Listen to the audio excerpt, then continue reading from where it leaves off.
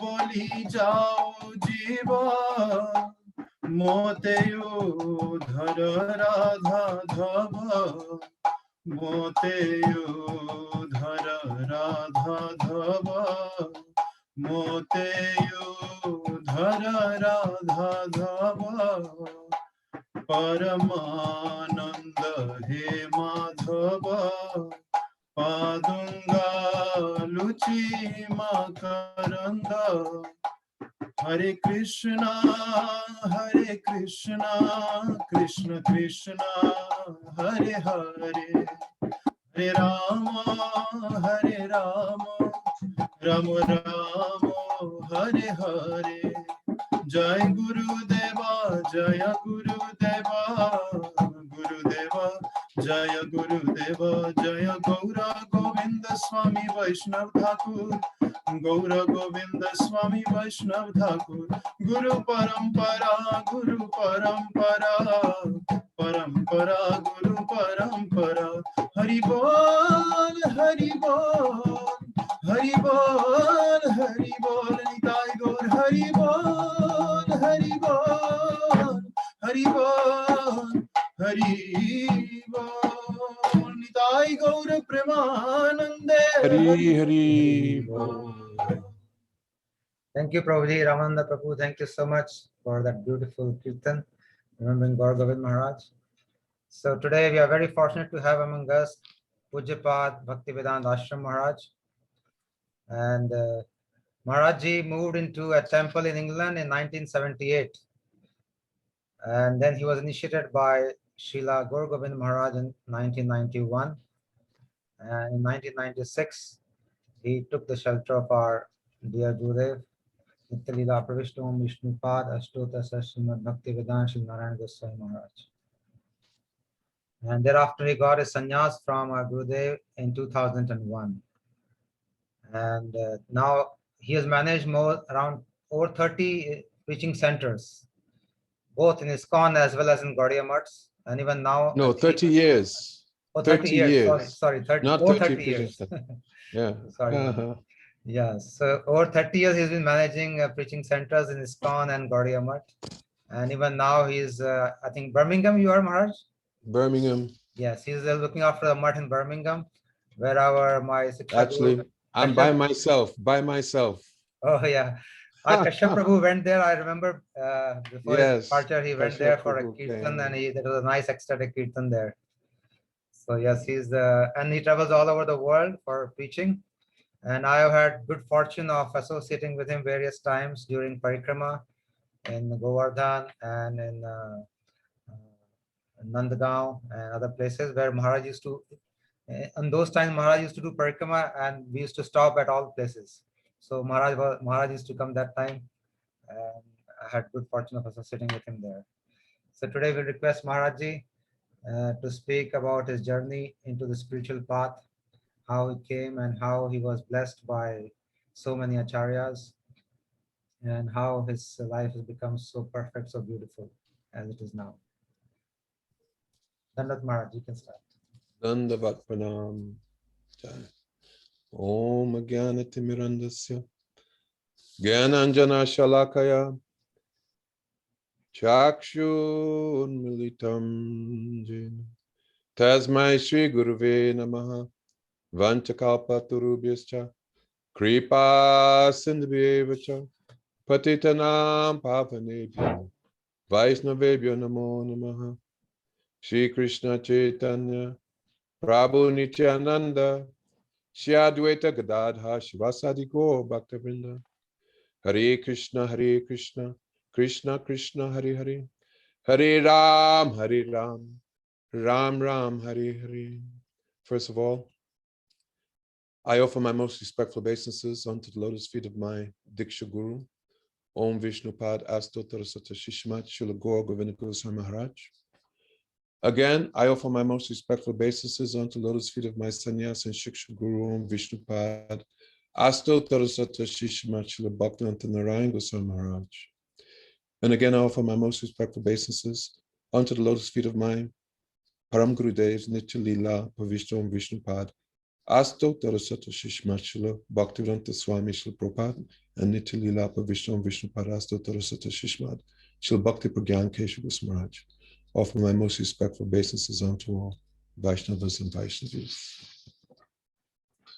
Okay, Ajay Prabhu, thank you very much for giving me opportunity to remember the pure Vaishnavas. Thank you, Maharaj, for This coming here. is Thank you so much.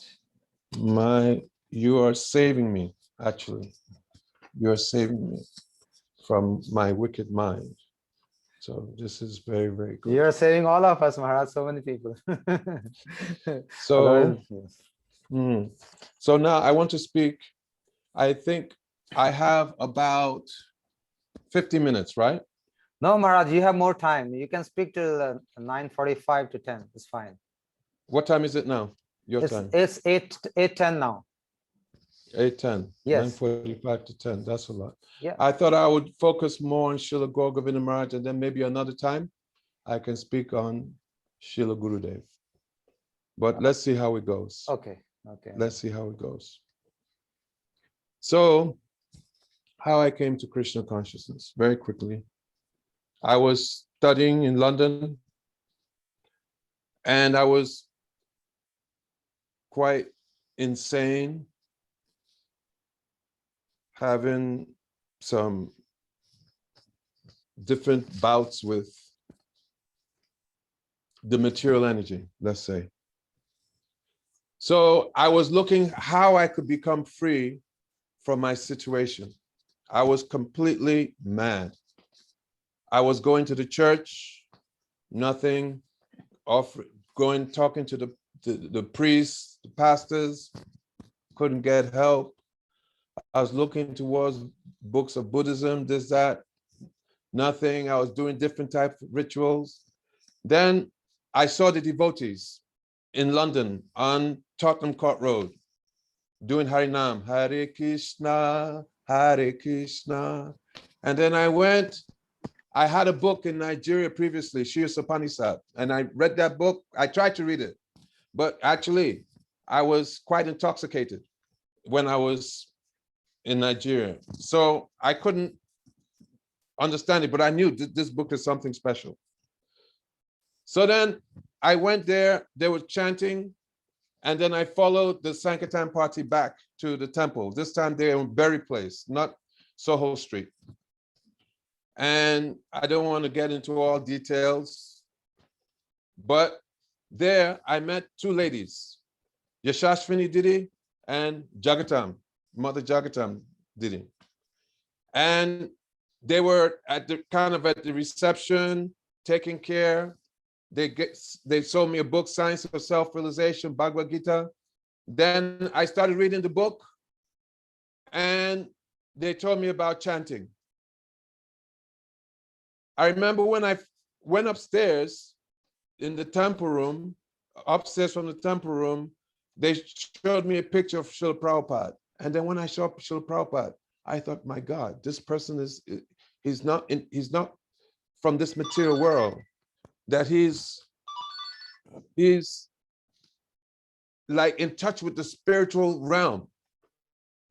And then they gave me the mantra. I went home and I was really haunted by ghosts.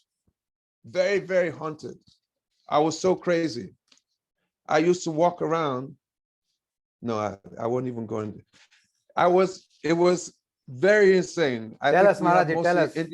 We have an Indian audience here. It will be inspiring for everybody. Tell us. Go all out today. I used to walk around with a big bottle of Johnny Walker Black. You don't even know what it is. A big bottle of whiskey.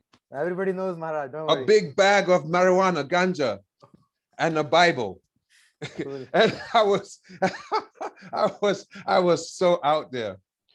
And I was so haunted. I was going mad, and I didn't know how I was going to counteract this situation. I was just going.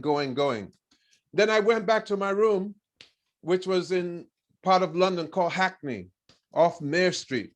Those in London, they know. 253 bus passes right by.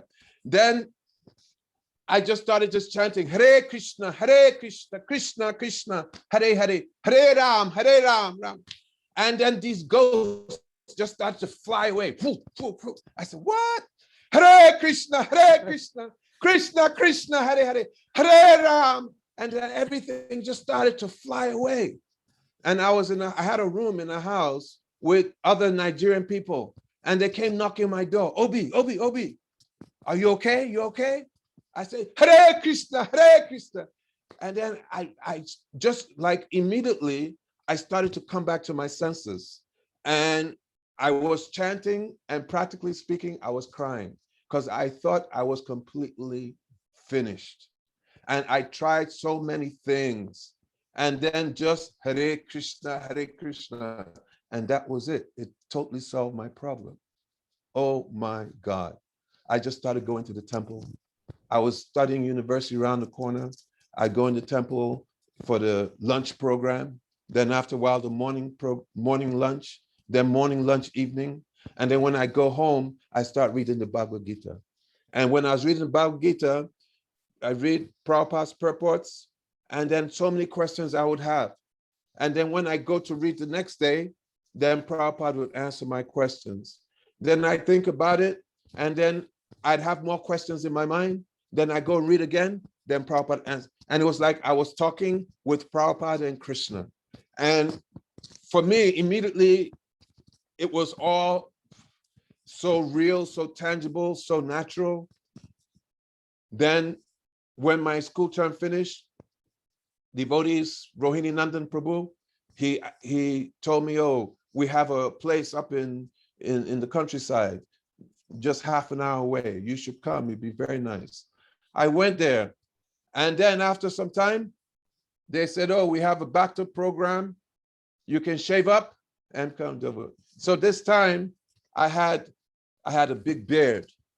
I said, okay, I'll shave my head, but I won't shave my beard. They said, no. You should shave your beard also. So then I was there, and I explained this just a few weeks ago. My mother, she was in Africa, Nigeria. She came, she heard I was a Hare Krishna. She came, and then she also started getting up, following the program. After 1 week, she said, this place is good. You stay here, this is good for you. She went back. And then she helped to start the Hare Krishna movement in Nigeria, actually. She was one of the founding members. And now initiated by Gurudev, actually. And now chanting Hare Krishna in her last days. Amazing. So, what happened? The guru, his name was Jai Tirtha. He came, and I was so enthusiastic. I would be in the kitchen washing pots late at night, chanting Hare Krishna, Krishna Krishna, Hare Hare, Hare Ram, Ram. And they're thinking, why is Bhakta Obi so enthusiastic? Why is he, what is making him go like this? They don't know that I've just run away from practical, not worse than death, walking death. They don't know what I was running away from. Then after a while, I finished the Bhakta program. They put me out on book distribution. My tribe, I'm an Igbo guy. Igbo, we're hustlers. So selling books was it was like a fish in water for me. And I had some mystical things. I still had my stash of mystical items. And I had one thing called word is the power. That if you take this, then anybody you talk to, they do what you ask. I told my sanctum leader, look, I'm going to do a lot of books. I have this thing, word is the power. I use this, it's all over. I'm going to sell all the books. He said, no, throw this away. Depend on the holy name. Very tough. I threw it away. So then those days, we used to go out, and we're traveling around the country in Sanctum van, about 3-4 of us, and our whole life was just focused on book distribution. I didn't know anything about the world anymore, outside world. Didn't know what was going on in England, really. Didn't know what was going on in America just as well, because if I did, I'd be in complete Maya. And totally absorbed. Then about 1980 something like that, they said, oh, there's Tirthapad, that was Jai Tirtha, that he's giving initiation, you should take initiation. So I took initiation initiation, and then he gave the name Vishuddhasattva. So I was still going out, completely absorbed in books, and really, I didn't have much association with Jai Tirtha, hardly any. I was a book distributor. My association was out on the streets with Srila Prabhupada's books. But then one time we came back, we had a new facility, very big place called Croom House, Croom Court in Worcestershire. Very, very big mansion. And when I used to go out, I'd work so hard that when we come back for the weekend, the place was so big, you could find places where nobody would see you. And for 2 days, I would just be sleeping, crashed out. And then I'll just get up, load up my van, and with my devotees, then we just go off. But then one time when I got up, everybody was running around. And I said, what's going on? What's going on? You don't know? Tirthapad went into ecstasy. He went into bath. He went manifesting ecstatic symptoms. I said, what? What are you talking about? They said, he's the first guru to manifest ecstatic symptoms because there were the different acharyas. And so Jayatirtha, he was a grihasta. And I later found out that his ecstatic symptoms was that he was taking LSD. And then he took LSD, and then he became so high, and he had deity of Mahaprabhu on his head, and he was dancing. And everybody was going around saying, oh, Tirthapad, he's manifesting ecstatic symptoms. So then, after a while, it came out that actually Tirthapad was taking LSD. And so he left, and then he went to India, to Navadvip. And that time, I was completely broken. When I found out that, oh, my guru, that he has fallen down. And so I was traveling in my Sankirtan van, and I was completely distraught. But there was one book of Srila Prabhupada. It was actually a book written by Ashram Maharaj. Maybe he lives forever or something like that. And there was one particular picture of Srila Prabhupada. And when I opened that, then Srila Prabhupada was just like looking at me, very, very stern. And with his glance, he was saying, soldier, get up, do your duty. Don't lament. Go out there and fight. And I closed the book. I don't think I've even ever explained this in detail like this. Then I opened again, and he was just like looking at me. And in this way, I just got my strength and just pulled through it. Kept on distributing books, and my shelter was before and always it was Srila Prabhupada. So then after some time, Bhagavan, he came to take over the English yatra, and then he was initiating, and so everybody was going to take initiation from Bhagavan. I didn't want to take initiation from Bhagavan, actually. To be quite honest, the person who I wanted to take initiation fell down also. But then I talked to my person in charge, Shiva Maharaj. I said, look, I don't really want to take initiation from him.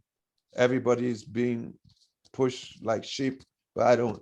He said, go ahead, just go and do it. I said, okay, no problem. So I took initiation, but I never really had that connection. Though he was very good psychological talker, this and that, but I never really had that connection. And then after a period of time, maybe a year, 2 years, who knows, Bhagavan fell down. He also ran off with one of his disciples, secretary, what have you. And then all the devotees were crying. But myself, I had never really given my heart to him. So I started to melt a little bit, but not really. So it didn't touch me at all. And I just looked at these devotees. I said, oh, I know how you feel. It's okay. You'll recover. So then after that, then I decided, look, that's it. I've had enough. I'm not going through this initiation business anymore. So then I was going out distributing books.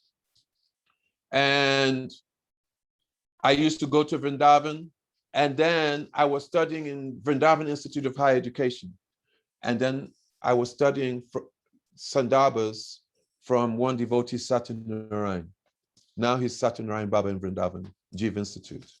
And from him, I learned Guru Tattva. I learned a lot from Satyanarayan Prabhu, actually. I learned a lot. And then I understood, actually, who is really Guru? What is the qualification of Guru? And then I thought, okay, I understand that I need to take shelter of a Guru. I understand that. But this life, I'll just go out, do my seva, distribute books. I know I won't achieve my goal this life, but I'll just be a steady devotee.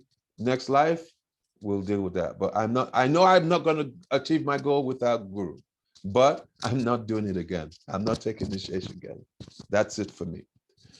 So I think by then I had moved to Birmingham, had a center, but I was temple president, but I had no Guru. But we were very, very successful, very, very, very successful. So then one time I went to India, and actually I didn't take initiation from Srila Gour Govinda Maharaja in 91. I made a mistake there. I think it was 92. 91 was the installation of the deities, the opening of the Krishna Balaram Mandir in Bhubaneswar.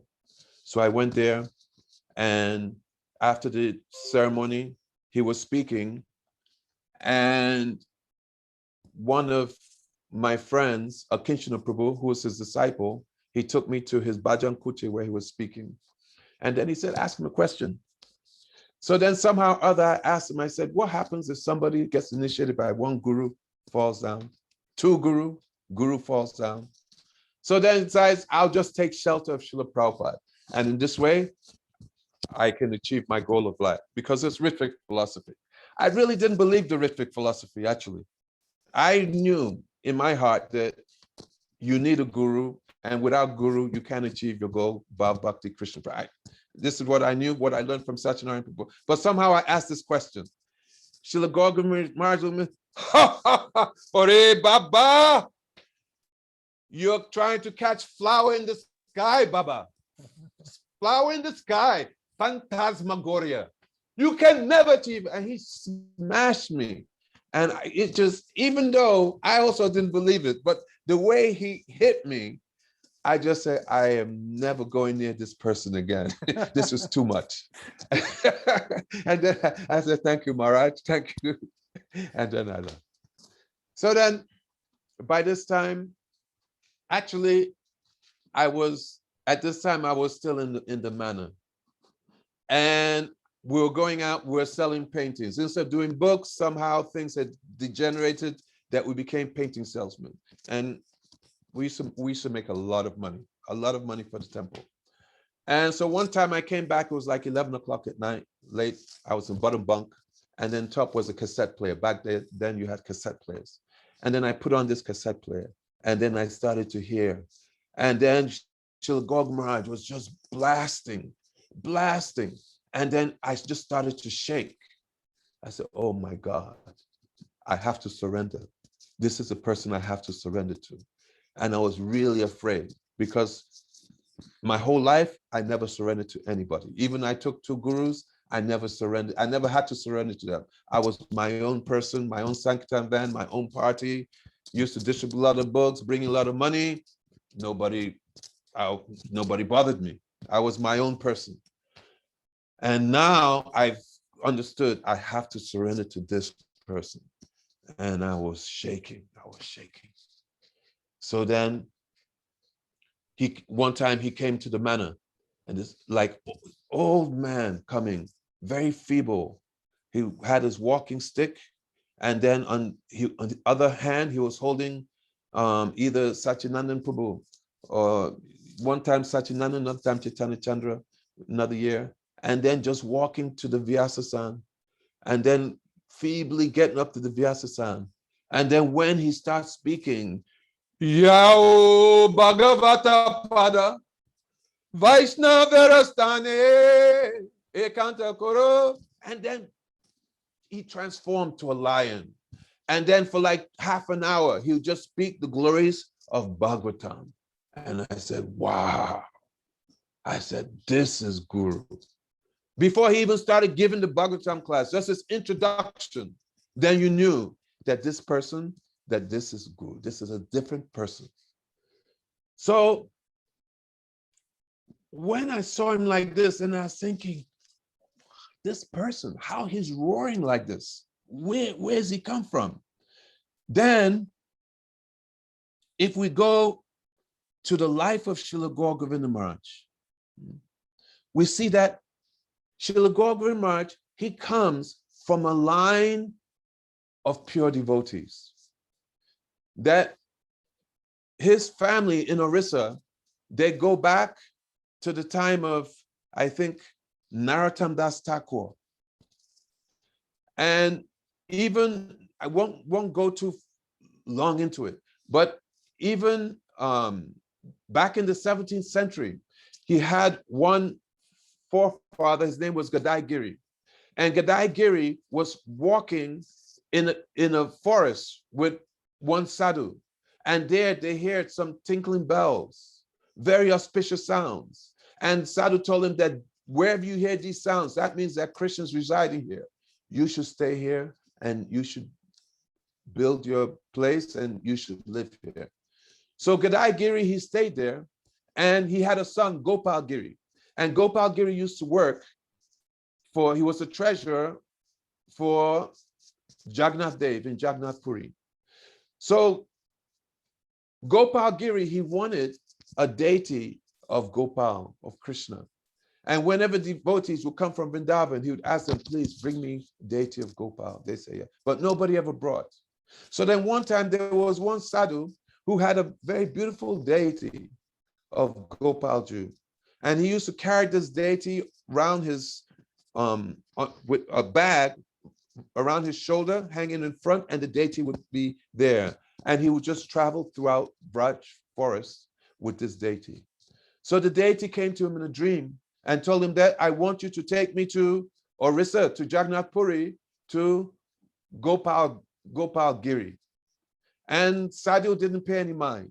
So in the dream, Gopal beat him with a stick so bad that he was bruised, his legs were bruised.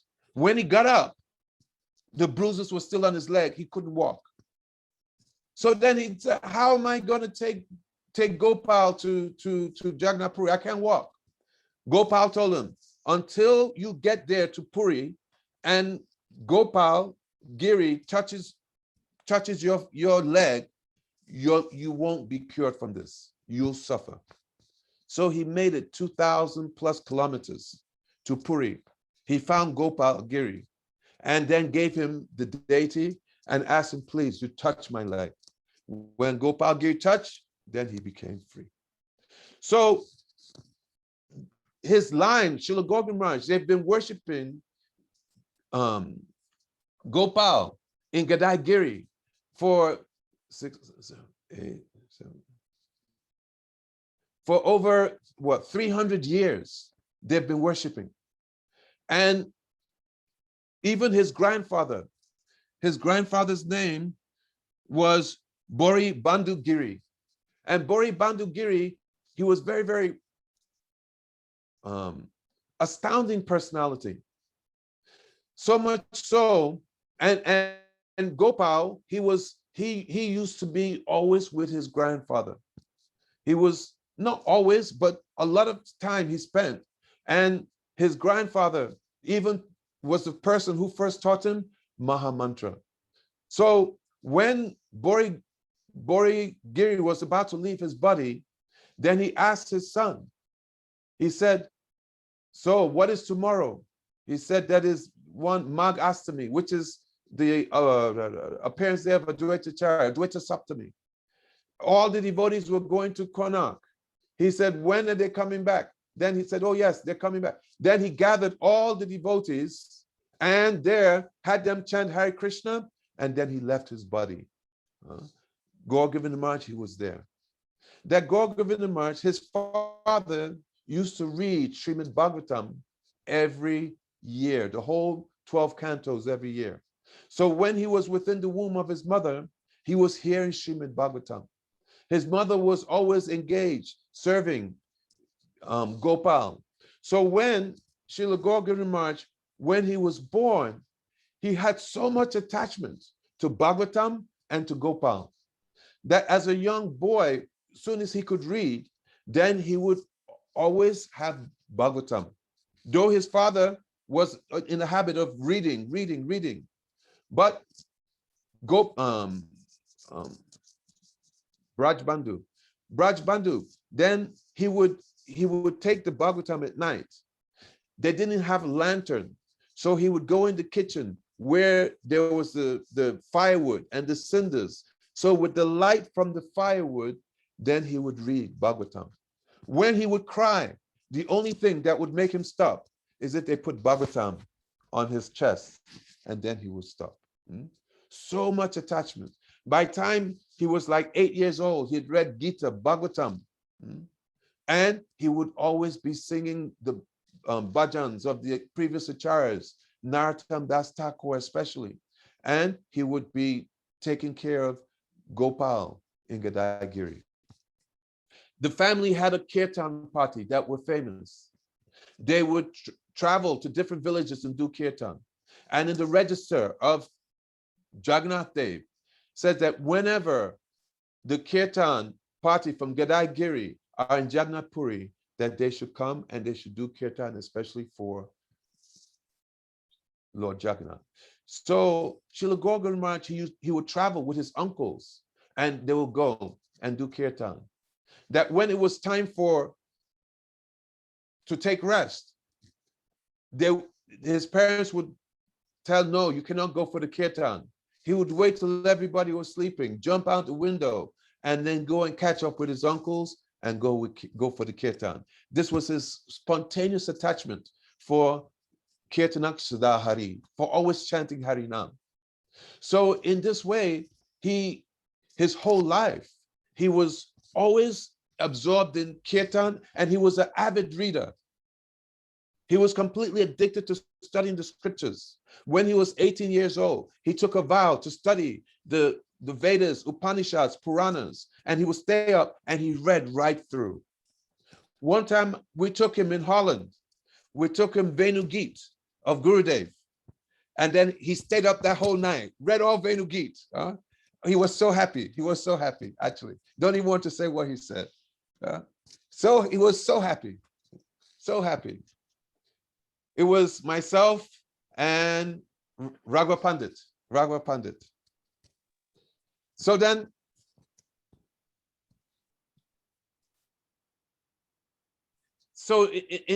in this way, he was completely absorbed in Bhagavatam, Bhagavan, and Harinam, Harikatha, from beginning. That every day he would write in his diary to his Gopal, wherever he was, even if he was not there in Gadagiri, he would always write to Gopal. One time he wrote, he said, oh, Gopal, that please, I do not want to marry. I want to be a prem bhikari, a beggar of prem. So you arrange that my brother, that he will marry and he'll take care. And you please let me continue and basically be a prem bhikari, take sannyas. But his father had passed away, and his mother, she made arrangement that he should marry. On his wedding day, this was when he met his wife. And everybody they were having so much merriment, enjoyment. And he was just sitting by himself with one scripture, I think Gita or something. And he was thinking, oh no, now I have to go for Grihastha Ashram. But then when he got into Grihastha Ashram, he was still the same brahmachari that he was. Now he was very ideal Grihastha brahmachari. That his family, they would have to get up very early in the morning, and they would have to do asanas, and they'd have to do their job. Even as a Grihastha, I just saw this just before I give this class, that he had 27 vows, And actually, there's more. There's like 91 that he would follow every day as a grihasta. How many hours did you sleep? Number one. Number two, at what time did you get out of bed? How many malas of jap did you chant? This is before he's even met his guru. Okay, this is before he was like this. He had like 90 different things that he would have to follow. He was doing pranayam. He said, how long did you spend in Nam Kirtan today? So one is jap, the other one is going out doing Nam Kirtan. How much pranayam did you do today? For how long did you perform your asana? How many Gita shlokas did you read or learn by heart? How did you spend your day in the company of Vaishnavas? Then, how much mantras did you write today? And then, how many lies did you tell today? And what did you do to atone for this? How many times did you get angry for how long? And what was your atonement? So in this way, he was checking himself right from the very beginning of his life. His life was ideal. So he was married, and he was ideal. I won't go into details, so many details of his life. But then he decided, and he was a school teacher. And when he would teach, just like Nimai, he would teach Sanskrit grammar. There was Namkaran, where he would teach them grammar through the holy names. So Srila Gour Govinda Maharaja would teach his classes through giving Lila Kata. And he becomes so absorbed in Lila Kata that his headmaster came to see what he was doing. He heard that he's not directly giving classes. And then he saw that he's giving class in such a nice way that even his students, later they became sannyasis, you see. So after some time, he got sign that it was time for him to take sannyas. So he was leaving home. I forgot that when astrologer, after he was born, said that this person, that he will have government service, in his mid-age, he'll take sannyas, he will be a very, very powerful propagator of the holy name, and that you should know that he has been sent by Krishna. He's not an ordinary person. Krishna has directly sent him. The astrologer, and the astrologer's name was Narayan, actually. He gave this prediction. So then, where am I? So when he was leaving, I won't even go into so much detail. He left, he took sannyas, and then he was traveling throughout India, looking for that guru who will be able to bring him to the line of Sri Chaitanya Mahaprabhu, because his whole family, they're in the line of Chaitanya Mahaprabhu. So he traveled South India, he went to the north, he went to the Himalayas, where there were so many sadhus, they're doing meditation. He told them that, look, you know that this is Kali Yuga, this time of Mahaprabhu. And in this age, Harinam, Harinam, Harinam eva kevalam, Kalona seva na seva God. They said, get out. He said, okay. And he'd leave and he'd travel on train. Sadhus, they don't have to pay. He just had like his, I think, Gita, Lota. And in this way, he was traveling throughout India. He thought that, if I go to Vrindavan, then Krishna surely will fulfill my desire. Then he went to Vrindavan. On his way to Vrindavan, he actually stopped in Mathura. And he went to Keshavaji Gaudiya Maths. Oh, wow. But Gurudev was not there at that time. Then from Mathura, then he went to Vrindavan. And there in Vrindavan, he went to different temples, but then he saw, I heard different ways, but he saw Back to Godhead magazine. And there was a picture of Srila Prabhupada, Chaitanya Mahaprabhu, and Western devotees. So then he went there to the Krishna Balaram temple, Ramanreti, and then he wanted to go and see Srila Prabhupada. Brahmananda Swami, that time, he was outside the door, and then he told Prabhupada that, there's one sadhu who wants to see you. And so then when he went to see Srila Prabhupada, then Srila Prabhupada was talking to him and asked him his family, his background. When he explained everything, then Srila Prabhupada asked him, have you taken sannyas? He said, no. Then Srila Prabhupada said, I will give you sannyas. Then he said, oh, Krishna knew my heart. He said, I knew that this is my guru. He said, in my heart, when I met him, I knew he was my guru. And then when he told me he'd give me sannyas, this was confirmation, because I was looking for that person who's coming land of Chaitanya Mahaprabhu, who will give me sannyas. And I knew he was. So then Prabhupada gave him a room. I will not go through the whole story. So in this way, he was serving Srila Prabhupada.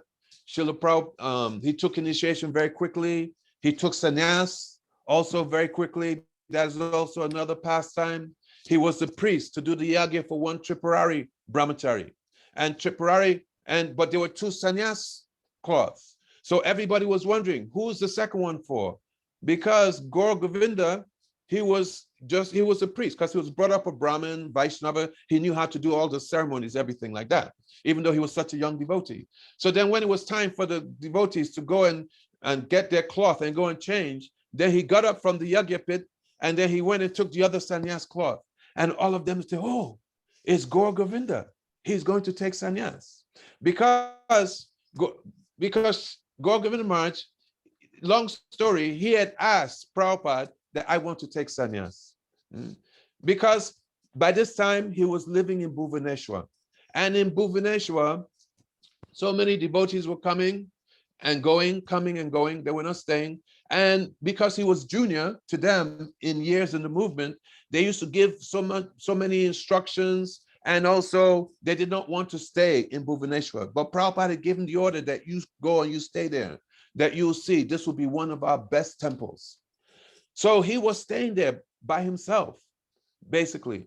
And because he didn't want to always be taking orders from devotees who were telling him to do something against what Prabhupada had told him to do. So then he told Prabhupada, I want to take sannyas. This was like the external reason. The internal reason is that he is in Manjari Bhav. And Prabhupada is his guru, giving him that Gopi Bhav mantra, by which that Manjari Bhav in this life again will become awoken. This is the internal reason. Because he told me directly, he said, we are in Manjari Bhav. This he told me directly. So when he said we, I thought, oh, me also, huh? But anyway, so then, so when he was staying there in Bhuvaneshwar, that he would be chanting, and he was in a hut by himself, and on the other side there were some workers.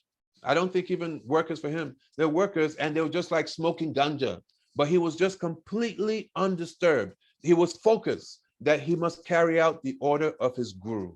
Srila Gour Govinda Maharaja was very, very, very unmoving in this way, that what order he received from his Gurudev, that he must carry out.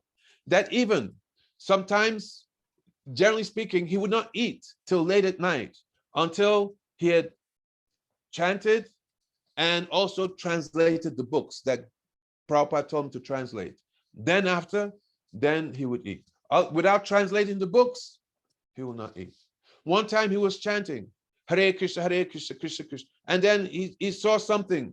He felt something on his cloth. And then he looked, and it was a snake. He just whisked the snake off and just continued, Hare Krishna, Krishna Krishna, Hare Hare, Hare Ram. So much nishta in Harinam. So he went, he got changed into sannyas cloth, and then he came back, went through the ceremony, and then the sannyasis had to speak. And then one devotee, Rida Prabhu, Prabhupada disciple from South Africa, lives in England. Then he said that when Srila Gour Govinda Maharaj spoke, then tears started coming from Prabhupada's eyes. Prabhupada said, oh, he has understood what is sannyas. He's understood. So in this way, he was traveling. No, he was staying in Bhuvaneshwar, and he was developing. Nobody was coming. And then one time he went for ceremony. It was Bhaktivedant Madhav Maharaj. I think maybe his disappearance day in 1989 or in the late 80s. And there he went in Mayapur, and he went into a state, he went unconscious. And then the devotees, they brought him back to Chandadoya Mandir, and they didn't know what was happening. Some devotees said, Bhagwan said, oh, he's haunted by a ghost. Bring a ghostbuster. So they went, ghostbuster couldn't do anything. Then they went to one astrologer, Kaviraj, and then this Kaviraj, he said, no, that this person, he's a Mahabhagavat, that he's in his internal state. Then a Kinchan Krishnadas Babaji Maharaj, a very close friend of Srila Prabhupada, he came. And when he saw, then he said, oh, Bob.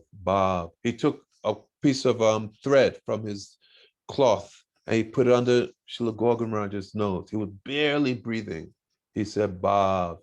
He said, I'm happy to see that one of Swami Maharaj's disciples is on such a platform. And also one astrologer from Ramanu Sampradaya also said the same thing, that he is Mahabhagavat. When one devotee, Lagudi, was taking care of him, that he was not even coming out of consciousness. When he finally came out of consciousness, he was not in this world. That he was in Vrindavan. He was seeing Krishna. That he was walking out, Krishna. And he's walking off the balcony. He's not seeing the material elements. He's walking into walls, going to see Krishna. And in this way, he was in this kind of state for 3 months. They said that if he is able to survive, if he's able to live after this experience, they say he will be a very, very great acharya. Finally, they took him back to Bhubaneswar, and gradually they had to reorientate him to this material world and his physical body, practically speaking. And then he continued with his program, his bhajan, and then he started to travel and preach. Because Srila Prabhupada had told him that, Gour Govinda, you should make your own men. How will you do? You should make your own men. And he said that he told Srila Prabhupada, I do not want to be the head like that. I want to be the tail. And then Prabhupada said, no, I'm saying, you do. I say, I want. And he used to say, all right. Not like funny way, Oriental way. He said, if Prabhupada says, then what I will do. So in this way, he started traveling, and then he started preaching. And then he was bringing that volcano of divine love coming from Chaitanya Mahaprabhu. Then that was coming through Srila Gour Govinda Maharaj. The time that he came, ISKCON was in a very dire situation. I have told my experience of 2 gurus falling down. By this time, there were 11 gurus originally, maybe 7 or 8 had already fallen down. Devotees were bewildered. Young devotees they did not know what to do. Who is guru? Who is, and then so many philosophies of guru tattva, to try and somehow just keep things together, you see. But I had understood what is Guru Tattva. So when he started traveling like this, then devotees just started to come to him. And then because the situation was so dire, then he would speak very strong Guru Tattva, that who is Guru? That Guru is not somebody who is just some ordinary devotee, but that Guru is somebody who is Nityananda Prakash. He is an expansion of Lord Nityananda, that he's carrying that prem, that he has prem. And when he would speak, because it was not just something coming from the mind or the intellect, but something that was actually coming from the soul, from the Atma, then it just affected people. And devotees just started to follow him. And in this way, so much, it started to create so much problem within ISKCON, so much problem it was creating. Actually, he was the remedy, he was the solution. But because the devotees in ISKCON, the leaders, they were not humble enough to actually admit their situation in his position. So what did they do? They tried to uncover. Here's pure Krishna consciousness coming, and they're trying to cover. He said that all these things that they're doing, these are like clouds which are coming. But these clouds, that they're very good, because when the clouds come and the sun rises, then these clouds, they actually help us, they show the glory of the sun. So he said that in this way, they're actually doing their job like this. So let me see, what time is it? Okay, how much more time have I got, Prabhu? Maharaj, you have enough time. Don't worry. You got around 1 hour, 50 minutes to now. 50 minutes. So we have to start about So- Gurudev also. Yeah, there's enough time. Don't worry. okay. So in this way, so many devotees, they just started to come to Srila Gour Govinda Maharaja, and so he'd go to a temple, and then devotees would leave the temple and just start traveling with him. And it was like the temple management were thinking about their management, how their management can go on, and not thinking that somebody has come to give their life to Krishna, and they have been so much disappointed, and that here's somebody who's coming to actually give them life again, but they're thinking, oh, I'm losing my manpower. I'm losing, I can't, now my book distribution in my temple will go down. The money will go down, this and that. Not thinking about the actual welfare of the Vaishnava, but thinking about the temple is also transcendental, but still they were not having things in the perspective. So in this light, then I came in contact with Srila Gour Govinda Maharaja. So I went to Bhubaneswar. I was already by now a temple president myself in Birmingham, ISKCON. And my plan was that I would go and hear from him, and then the following year I would take initiation. That I wanted to hear and develop the relationship, because already I've been initiated 2 times. So then when I went, I was listening, and then my good friend Akinchana Prabhu, he was there again. And then somehow or other, I was saying to Akinchana Prabhu, what do you think? You think I should take initiation? Obviously, he's going to say yes. Stupid question to ask, really. He said, yes, you should go ahead. You should go ahead. But actually, I had not developed my relationship with Srila Gour Govinda Maharaja, but I went ahead.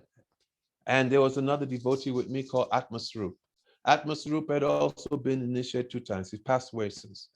So he knew what it is to get initiated 2 times and then go for the 3rd. If you haven't been there, you can't understand what it is. You just cannot fathom what it is, okay? It's like your pot has been broken. Your pot is broken the first time, right? So you just kind of patch it up, but it's still broken, right? And then it gets thrown again. And then you're trying to, oh my God. The heart was just, so then when that morning, now I was a temple president, okay? And I had devotees underneath me. In fact, Prem Prayojan, he was one of my devotees, and there were 2 other main devotees, and we're really, really dynamic team, actually. Very, very, in all ways. So they had taken initiation from Harikesh Swami, who fell down afterwards also. But I was always very strong, because now that I came in touch with Srila Gour Govinda Maharaja, and I was learning Tattva Siddhanta, I knew something from Satyanarayana Prabhu, but now with Srila Gour Govinda Maharaja, it's like being in the university professor, and you'd be learning. And then these devotees, I'd be giving them the classes and speaking very strong about Guru Tattva, that you should be very careful who you go to take shelter for Guru. You don't know. First, you develop a relationship, and then the Guru tests you, and you test the Guru. There should be pariksha on both sides. I was preaching all this, that just don't jump and accept Guru. And then here I was going to jump and accept the Guru. I knew he's a pure devotee. But that morning of the initiation, I'm going around the temple and doing my japa. And then I realized that, oh, actually, I have my heart is not ready to take initiation. I know he's a pure devotee. This there's no doubt. But I personally, I have not developed the relationship and my heart is not ready. I said, but I can't back out now. I've already put my name, everything is going on, it's going to happen in 2 hours. And for me, one thing is, I hate to be a hypocrite. I'd rather be a fool than a hypocrite. And then I said, my God, you've been preaching so heavy, Guru Tattva, about how you have to be very careful before you approach Guru, have to take your time. And now you are the person who is going to take initiation and you're not ready. And then as I was walking around, all of a sudden, Nam just started to come from my heart to my mouth. And I was like floating. And I was walking and I was just floating around the temple. It's like my feet weren't touching the ground. It's like Shuddhanam was coming, the closest I know to Shuddhanam, at least at that time. And it was just, I was just going around. And then the initiation came. And when I was going to sit in the fire, Atma Shrup looked at me. He said, Govinda, I don't believe you're doing this. I do not believe you're doing this. And I just floated by Atma, sat down, took initiation, gave me my beads. Your name be Govinda Bhakata. And then we're going up the stairs to Krishna Balaram Mandir to take darshan. And I was walking with him. I said, Gurudev, do you know what just happened to me just this morning? Are you aware what I've just been through? He looked at me, Ore Baba, bap, bap, and then just kept on walking. Then I understood, this is Guru. This is Guru. This was the first time when before I even joined, when I was chanting, I had this relationship with Nam. And this time was most amazing, most amazing. Wow. So now we're taking shelter of Srila Gour Govinda Maharaja, and then we will stay in Bhuvaneshwar. And then Bhuvaneshwar will stay for, I will not stay for a long time, maybe 1 month. Other devotees will stay for 2, 3, 4, 5 months. And he'll speak 2 hours in the morning. And then in the evening again, another hour. And he's hammering. And it's like a surgeon doing intense heart and brain surgery combined, because he'll be working in your heart. And it was so heavy that my head was sore. And most days, all we had to do was just go out on Naga Sankirtan in the afternoon.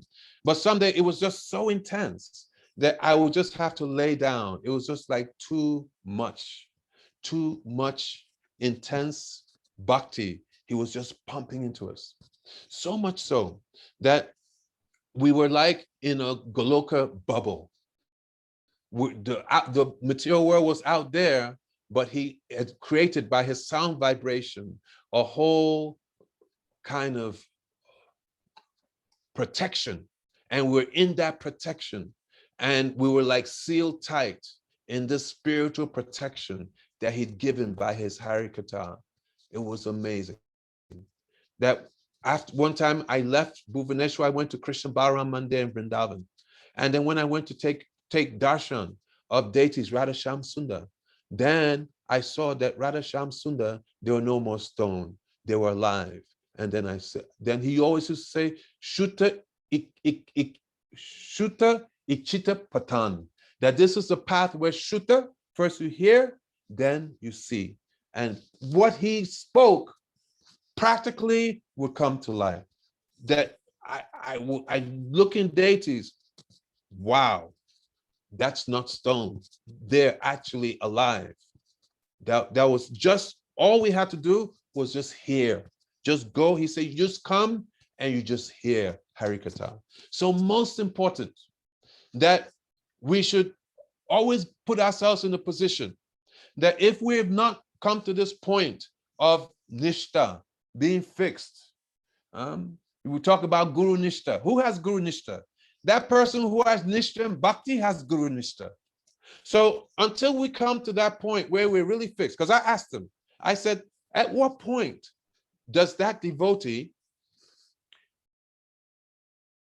can he, if the spiritual master has left, that he can keep on going without having to take shelter of a Shiksha Guru who's physically present? He said, Nishta. At least devotee should be Nishta. One who is still going through the stage of Anatta Nivritti and has not really become fixed in Nishta, Ruchi stage. Then though we have our Nishta in our Guru, but generally speaking, it's not like automatically hard and fast rules, but generally speaking, one needs to keep on going, to keep on striving. Jive shakshat nahitate guru cheturupe. That the guru, Diksha Guru, then he manifests through a Shiksha Guru who will help. Guru is departed, he's in Golok Vrindavan. But by his mercy, then another manifestation of Guru is coming, and he's helping to continue that work of Gurudev so that one can become fixed and then one can really serve one's Guru. So he was teaching us like this, that we should always put ourselves in a position where we can hear from pure Vaishnavas. And he said that these pure Vaishnavas, that they're always on the planet, that we should not think that there's a time when such pure devotees are not around, but that they're always there. Just like there's no value to this universe without the sun and the moon, so there's no value to this world without pure devotees who are traversing. So when he would come to the West, we would travel with him. And then we'd go, one time we had like 3 vans, Mercedes vans, big vans traveling, full of devotees. Prem Prayojan had 1 van, he had the Nityananda van, I had 1 van, Gauranga van, and Ramkanta, he had his own van. And we went France, Spain, Portugal, just hearing this Harikatha.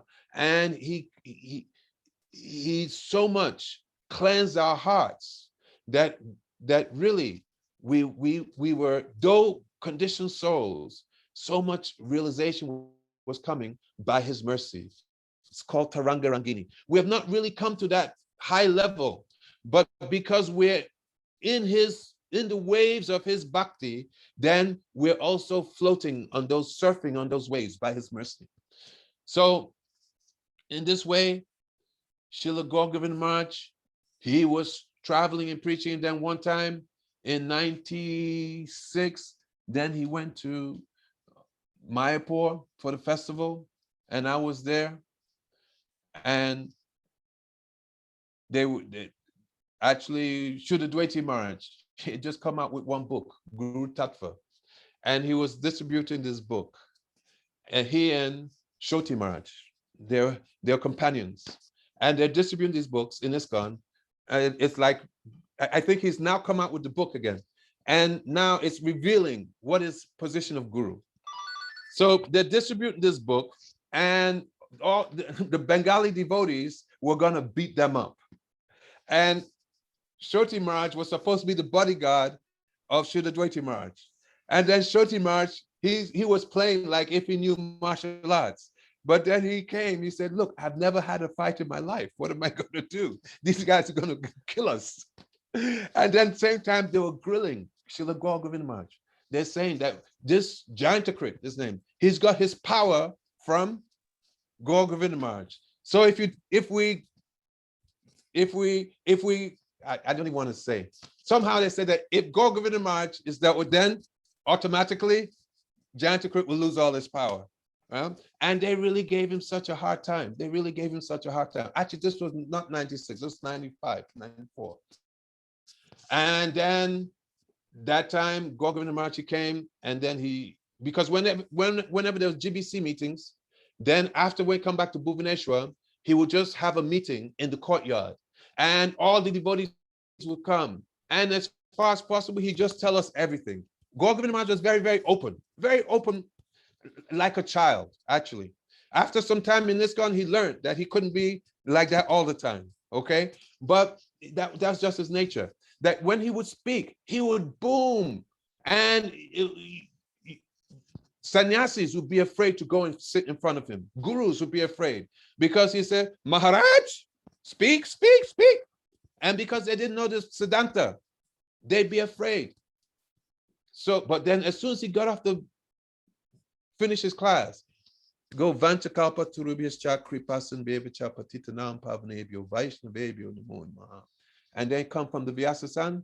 Then when he speak, practically speaking, you need a sound system to put to his mouth to hear him. He spoke so softly, complete transformation, so softly, so gently, and never say anything about any bad about anybody, though he was so harassed. Actually, now they're glorifying him, but they weren't glorifying him back then. Now that he's not physically there, they're glorifying him. Anyway, Hare Krishna. So in 96, again, they were giving him so much heavy times in the GBC meeting. I wasn't in the meetings, but I was there with him after. And then one time he looked at me, he said, this place is so nasty, I don't want to stay here. It's so nasty. So then he said that. This was like about 2 o'clock in the daytime. And then in the early evening, Gaur Arti time, I spaced out. I wasn't with him. I actually went to the gate to get a pizza. And in that time, two devotees were followers of Gurudev, disciples of Srila Prabhupada. They were asking him, how is it that Chaitanya Mahaprabhu spent 18 years in Jagannath Puri?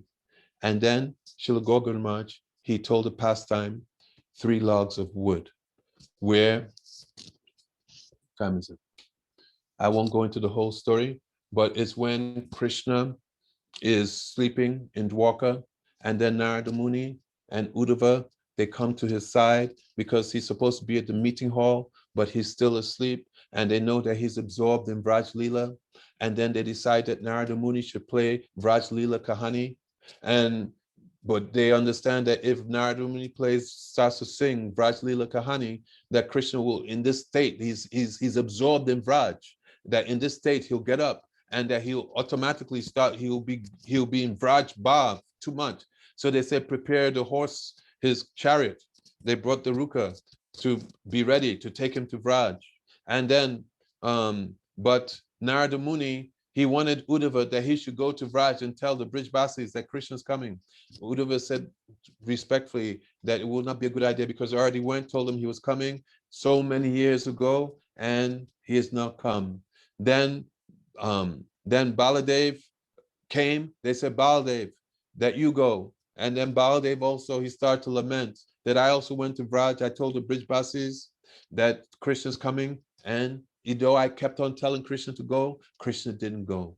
And he was crying. And then Subhadra's sister came in and she said, don't worry, I'll go.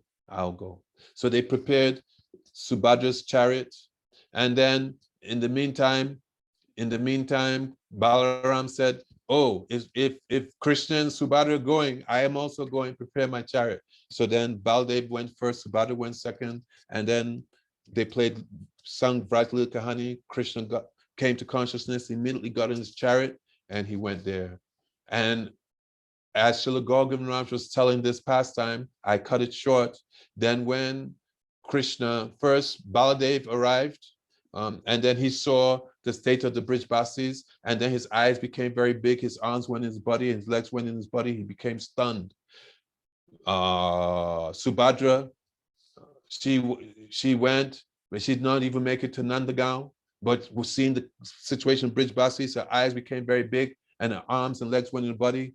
And then when Krishna, he came, and then Krishna, he came to a place, Nidhuvan, in Vrindavan. And just at Nidhuvan, Radharani is there with Lalita, Vishaka, Tungavidya, and Sakis, and they're fanning her. She's in her last breath. But this breeze touches the cloth of Krishna, and it goes to Srimati Radharani. In the meantime, Krishna has seen Radharani, And his eyes also became very big, and his arms and legs were in his body. This is Mahabhav Prakash. This is 3 logs of wood floating in the ocean of, especially Krishna, in Radha Bhav, in Radha Prem. So he's stunned, and the smell of his cloth goes in the nostril of Radharani, and she sees Krishna in this state, stunned. And then she says, oh, Lalita, help him. Oh, Vishake, help him. And Vishaka starts to sing very sweetly. Radhe, Radhe, Radhe, Jai Jai Jai Shri Radhe. Radhe, Radhe, Radhe, Jai Jai Jai Shri Radhe. Vrishabhanu Nandini, Radhe, Radhe, Asta Sakhi Siromani Radhe. And then as Srila Gour Govinda Maharaja was telling this pastime, and there's meeting now of Radha and Krishna, then he could not speak anymore, and his voice was choking. And then he just told the devotees, Nam Koro, chant the holy names. Then one of my god brothers went and brought a picture of Gopal and put on his chest. He was now down and then holding this and looking at Gopal. Then he just left this world. Chanting Harinam and with his Gopal. So Ramananda Prabhu, he sang this song in the beginning. That, what is this song? Paramananda He Madhava. That, oh supremely blissful Madhava, honey is dripping from your lotus feet. Drink that honey and blissfully chant Hari Hari. One should make a raft with the name of Sri Hari. Chokadola will then ferry you across this ocean of material existence. May my mind forever dwell in the lotus feet of that Chakadola, of that Krishna. May my mind forever dwell at his lotus feet while chanting Ha Krishna, Ha Krishna. May my life heirs leave this body. May my life heirs leave this body while chanting Ha Krishna. O beloved of Radha, please deliver me. O beloved of Radha, please deliver me. O beloved of Radha, please deliver me. As he sang this every day, this is how he left the world. Amazing, amazing, amazing. So at that time, so I came in the room and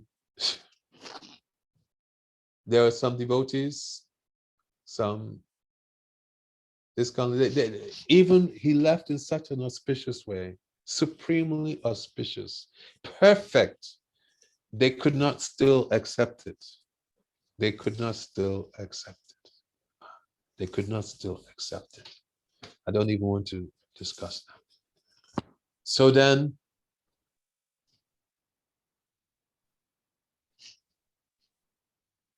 because earlier that day, he had told me, this is such a nasty place. I don't want to stay here.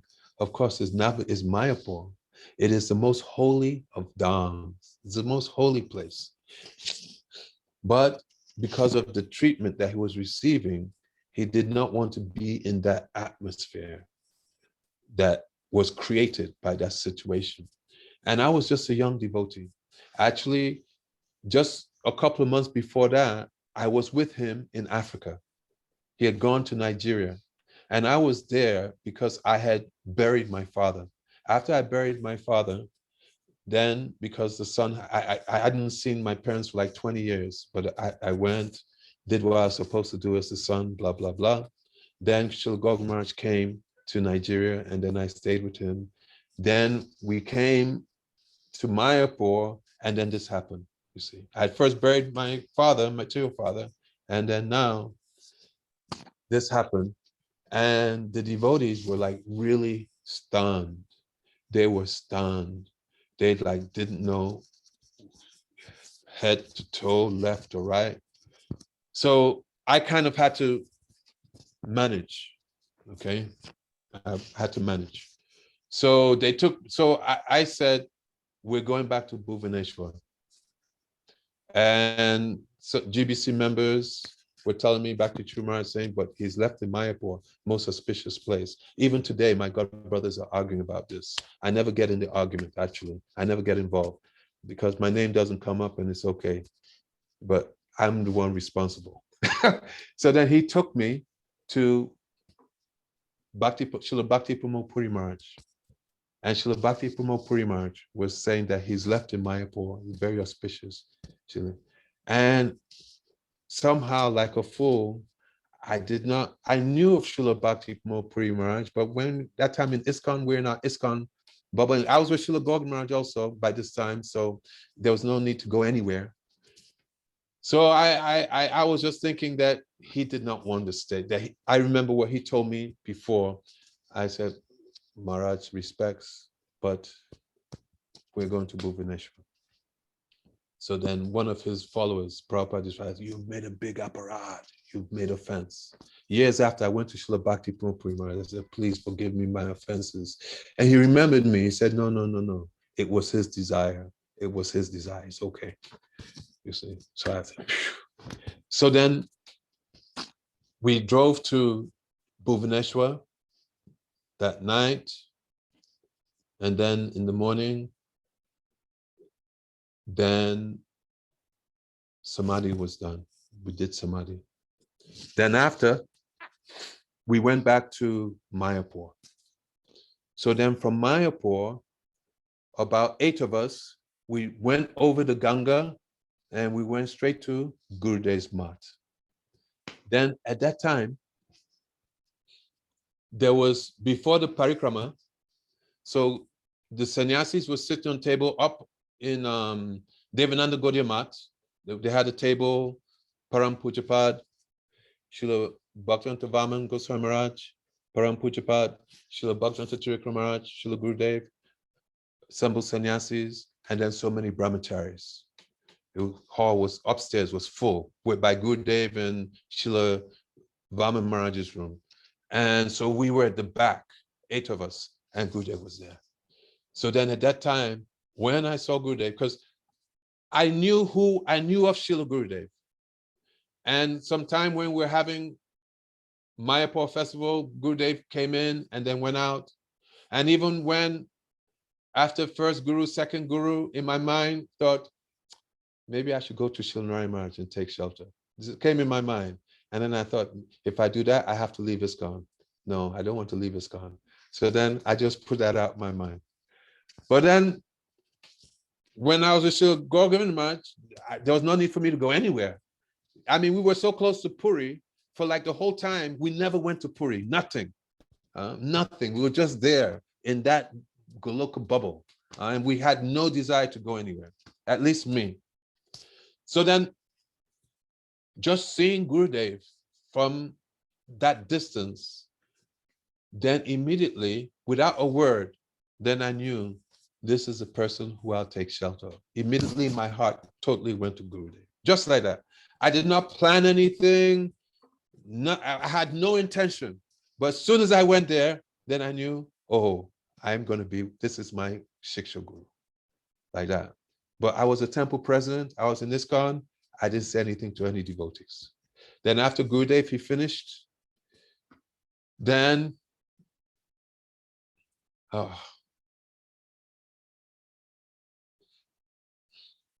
what time is it? He took us into his room. Then we start to explain what happened. Look, this thing is public, huh?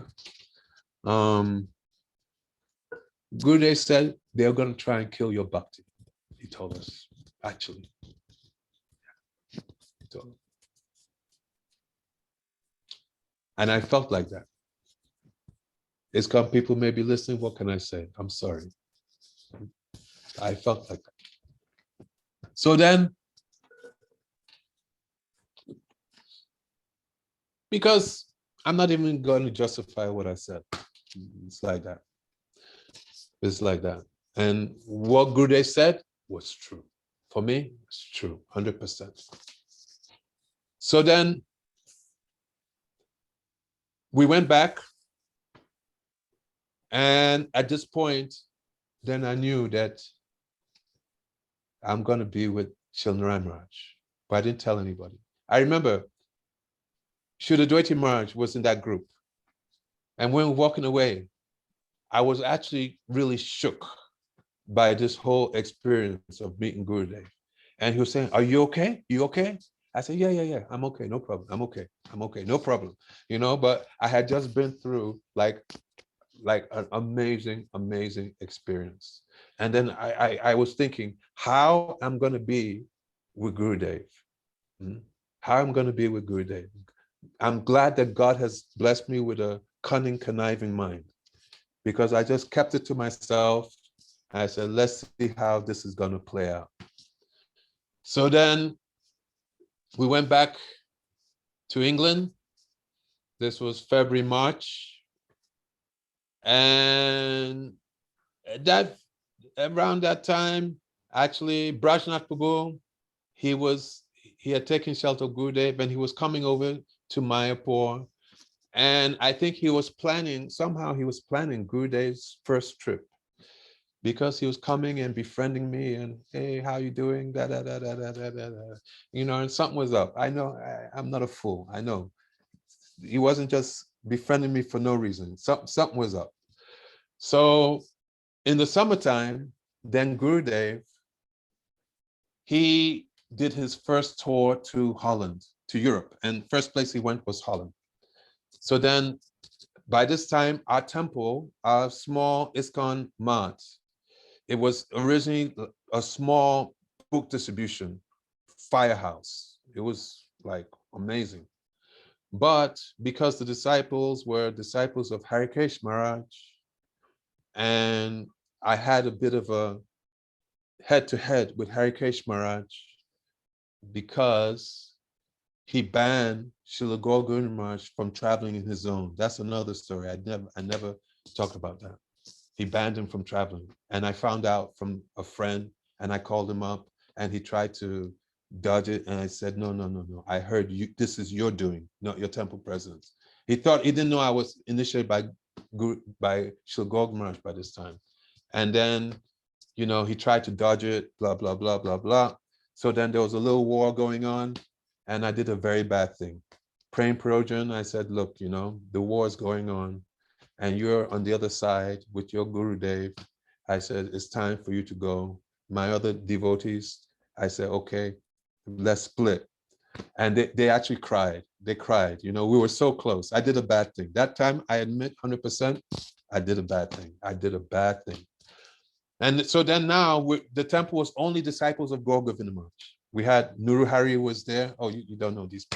Ragnar Bhatta, he was my vice president. So then Ragnar Bhatta immediately went to Gurudev in Holland. And he said, you should come to England, to Birmingham. My temple president is very, very open-minded. And if you come, no problem. He'll accept you with open arms. Now, nobody knows that in my heart, I've already surrendered to Gurudev. And I'm just waiting to see how this is going to play out. And so now Ragnar Bhatta, who's a live wire, he's gone and invited Gurudev to the temple. Meantime, the GBC, Srila Maharaj, he rings me up and he says, so Govi, I hope you're not having Narayana Maharaj at the temple. I said, no problem, we're not having him.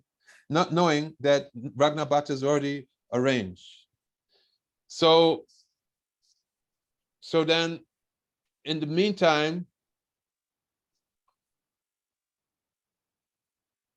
Ragnar Bhatta tells me.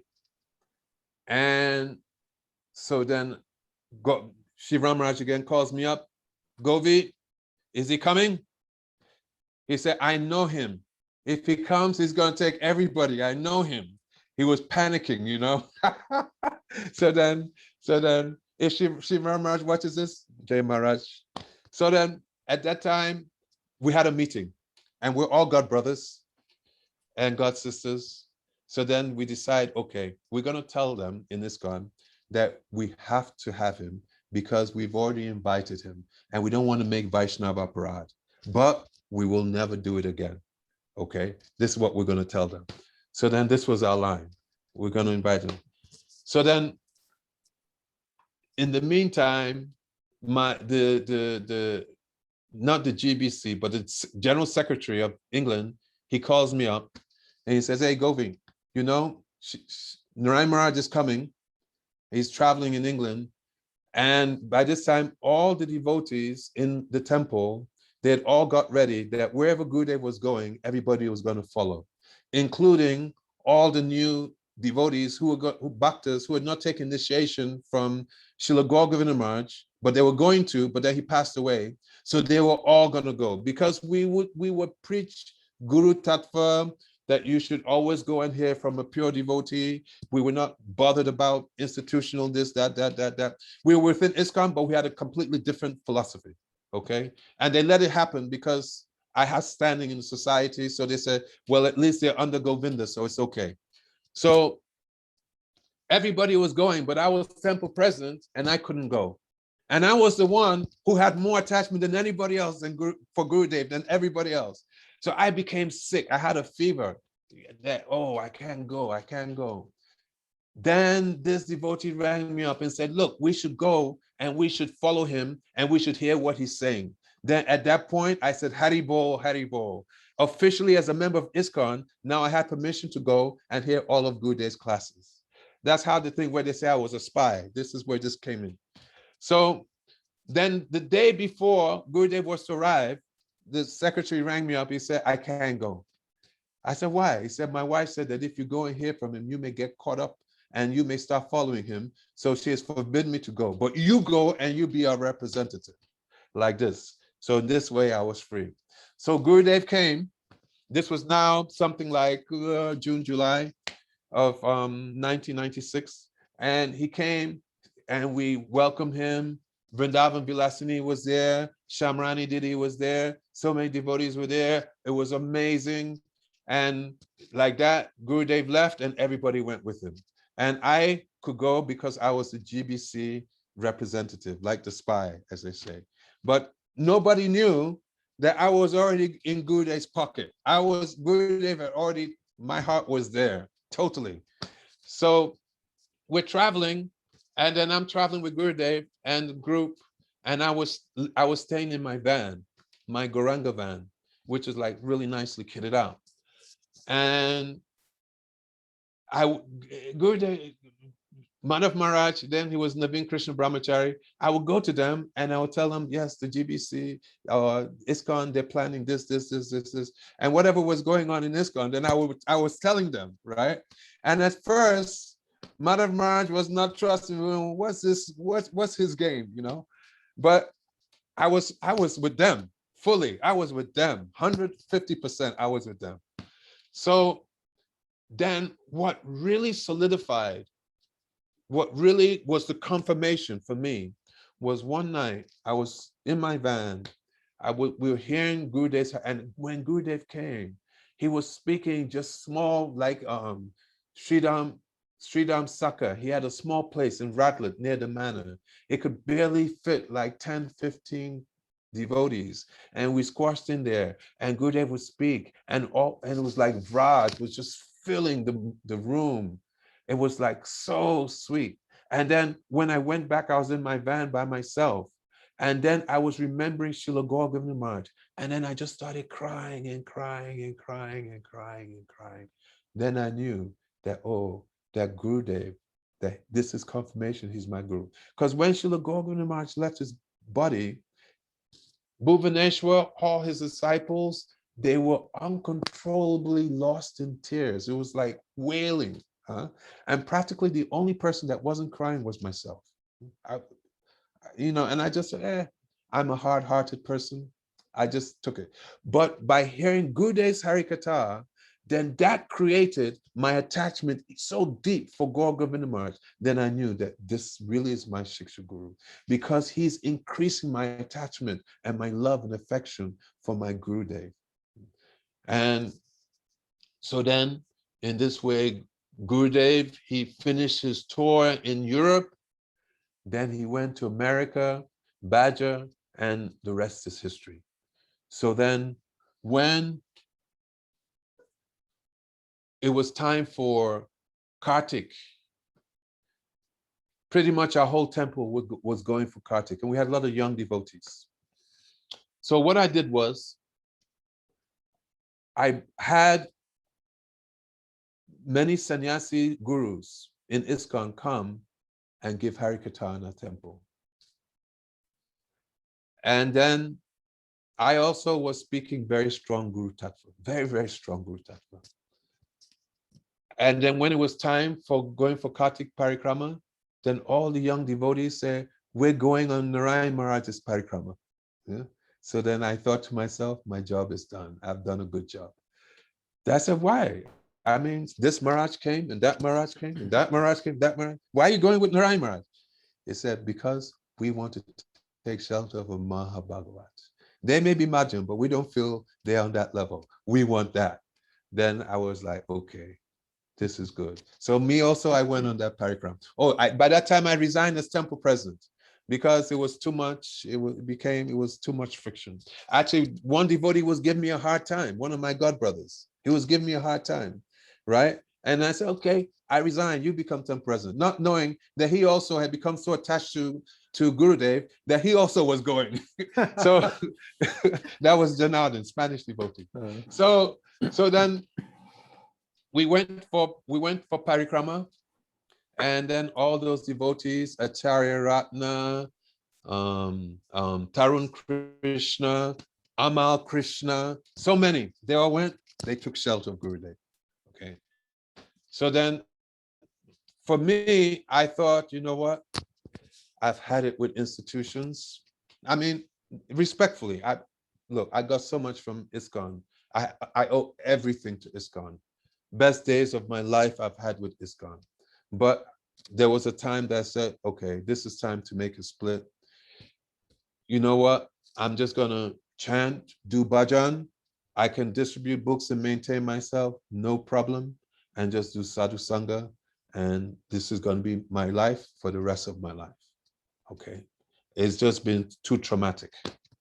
So then that time, Gurudev, he called me into his room in Keshevji Gaudiya Maths. His room was on the same floor as the temple room. As you come out the temple room on the left-hand side, that was his room. So then he was there, Premananda Prabhu was there. Madhav Maharaj was not there, I don't think. Maybe one other person, something like that. So then Gurudev, he said, okay, so now all these devotees are initiated. I want you to take care of them. Then I said, Gurudev, whatever you say, I accept you as my Shiksha Guru. I said, but I have one doubt. He said, what is that? I said that Srila Gour Govinda Maharaja, he was very, very strong about not leaving ISKCON. Very, very strong. So I said, I don't know that I can just leave like that because his mood was very strong on this. On this point, there's something else, but I will. Because one time, Srila Gour Govinda Maharaja was speaking very strong about leaving ISKCON. Then some devotees who had left, they came to him after meeting with the GBC. This was like 95. And then they told him what the GBC has said about they have to change their preaching about the jiva and all this. And then after they left, Gour Govinda Maharaj, he looked at us, he said, that they're thinking to come back to ISKCON. They should have asked me first. I would have told them, don't bother. So, you know, he had adjusted his position, actually. So anyway, I told him this, and then he said, Guru gives two types of instruction. One are eternal, and the other are periodical. He said that this instruction is periodical that he's given, that if he sees what's going on now, that he will not give the same instruction. So then when he told me like that, then I said, okay.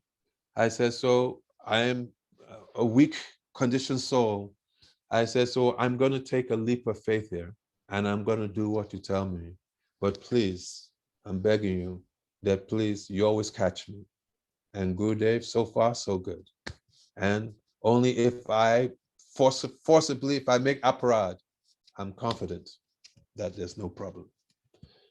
So then we went back. What time is it now? Okay, how much time have I got? Tell me so I know how to finish. Maharaj, you can speak 15 minutes more. Yeah. 15, 20 minutes. Yeah. Okay. So then we went back and the GBC, Srila Maharaj, he sent a car to pick me up at the airport. You know, very high profile thing. And they drove me to his place. And then he said, okay, Govi, we can tell, because Srila Maharaj is my friend. I haven't seen him for decades, but we were good friends. So he said, we can just tell them that the devotees didn't know what they're doing, that they're sorry, and they give back their Harinam, their initiation. I said, Maharaj, I'm tired. Everybody knew exactly what they were doing. So you do what you have to do, but we're with Srila Narayana Maharaj. So then he said, okay. So then immediately he put out a letter to the whole congregation that we tried our best to stop Govinda and devotees from leaving, but without it failed, blah, blah, something like that. So then in this way, we just started our own mat. And then, because basically the whole temple, just what Srila Maharaj predicted, that's happened. The whole temple left and went to Gurudev, okay? And we had apartments across the road, and we started our first Gaudiya Maths right across the road from ISKCON. We were having simultaneous Sunday program. It was a bit crazy. So Gurudev, his contribution, as I see from my very conditioned self, is how anybody who comes to Gurudev. So Gurudev, there's so much talk that Gurudev he's preaching only about Radharani, this and that. But when Gurudev came, then he grilled us in Upadeshamrita, that we should understand what is Shikshastakam. He was grilling us on Rup Shiksha, Sanatan Shiksha, and teaching fundamentals. And then in between, he was also giving us so much higher philosophy.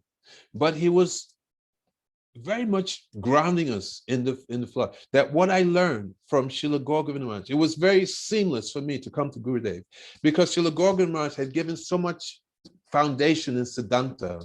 And also every Saturday, Gour Govinda Maharaja would speak Chaitanya Charitamrita and go into Gaur Tattva, Radha Tattva. So when I came to Gurudev, it was not new, but it was just more detailed. More was there, you see? So it was much easier for me than practically all the Prabhupada disciples, or except if they'd been with Gurudev for years before, because of being with Srila Gour Govinda Maharaja. And so he systematically spent so much time just training us when we were on the road, that we have to get up and speak on this, speak on that, speak on this, speak on that.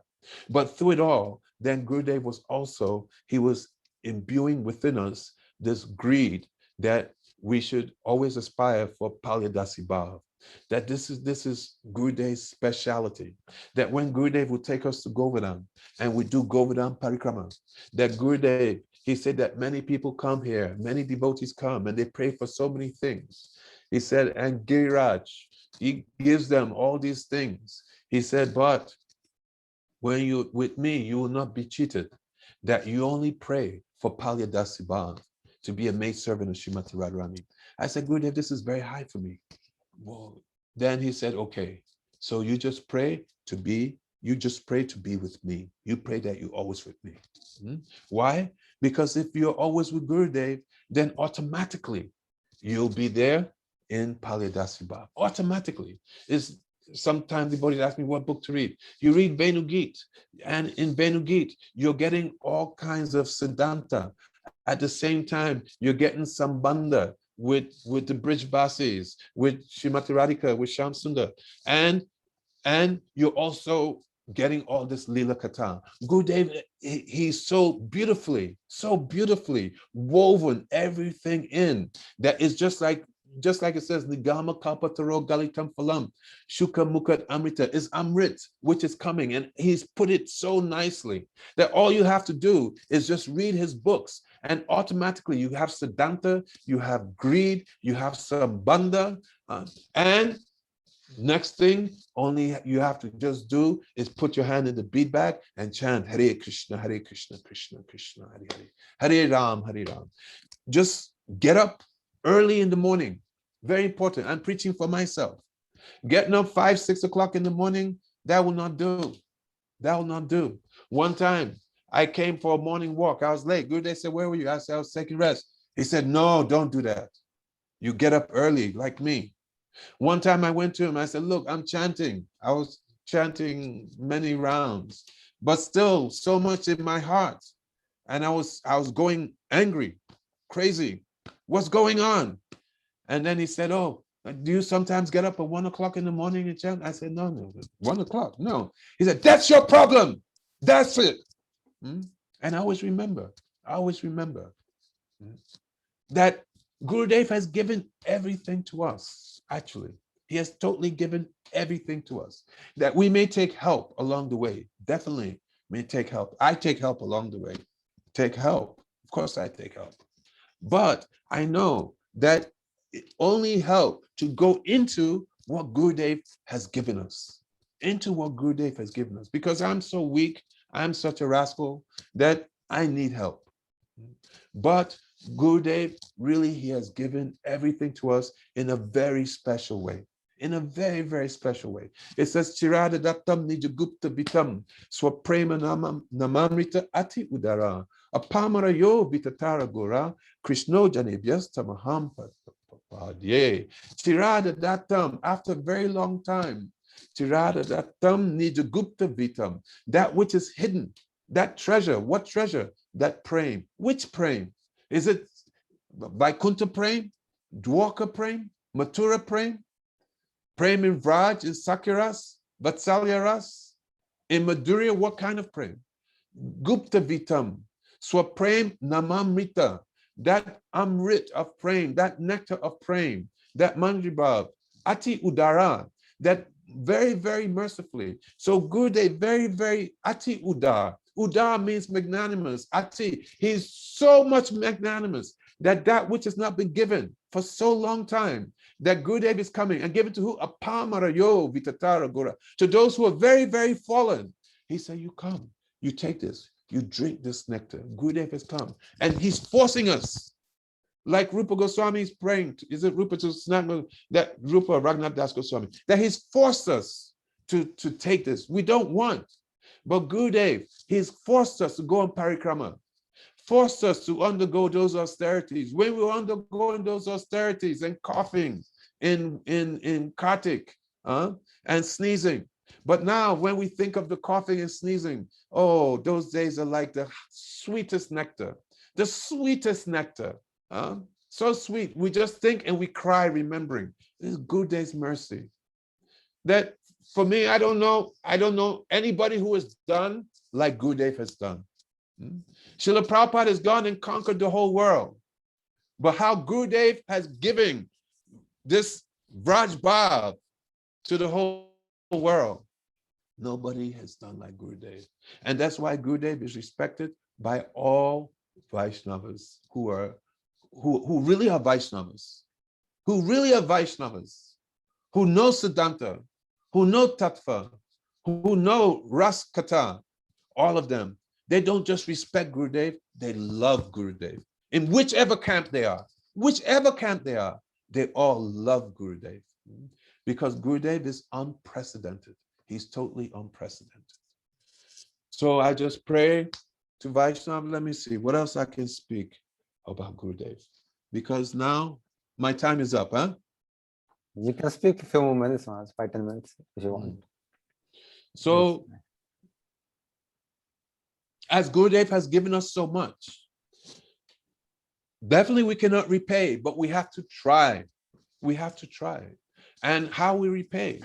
Just by following his instructions. Gurudev told us, do not be weak. Do not be weak. He has given us all energy, but now it is up to us to take that and move forward, move forward. And we know what we have to do. We know what we have to do. Rise early, do our Harinam, do our Anik, read Gurudev's books. If we need, we go and we get association with those who are favorable to Gurudev, who are favorable to our line. Like this. And in this way, Gurudev, he said that, well, I'm closer to you than the air breeze. I'm always with you. Then Gurudev is always with us. He's always helping us. And also to our capacity, then we go and we preach. We go and we preach. But if we're preaching and we are not doing any proper sadhana, then that preaching apanina koli bhakta sikanana yoy. That's shiksha that we're giving, it will not have effect. That we should have good sadhana. That in emergency situations we may go and do preaching and our sadhana may not, but we should have time that we really dedicate ourselves to being in this kunj that Srila Gurudev he has created, where we can do our seva. That Gurudev has created this this kunja is there for us to always, and we should always be in that kunja, actually. We should always be in that very sweet kunja where Radha and Krishna are performing their pastimes, or we should be in separation of serving, assisting Gurudev in that kunja. Gurudev has come and he has given to us, to one and all, a pamara yo vitatara gora, to those who are a pamara, that he's very magnanimously, he's come and he's given. So in this way, we try and repay by really following these instructions which Srila Gurudev has given to us. And don't be weak. What we need to be strong, then we should take advantage of that. Don't be weak. Don't be weak. One thing Srila Gour Govinda Maharaja used to always say is that to achieve your goal, you should be ready to break all barriers. This is my motto in life. To achieve my goal, anyway, Vanchakalpa Trubhischa Kripasan Devicha Patitanam Pabnibhyo Vaishnavibhyo. Thank you so much, Maharaji. Thank you so much.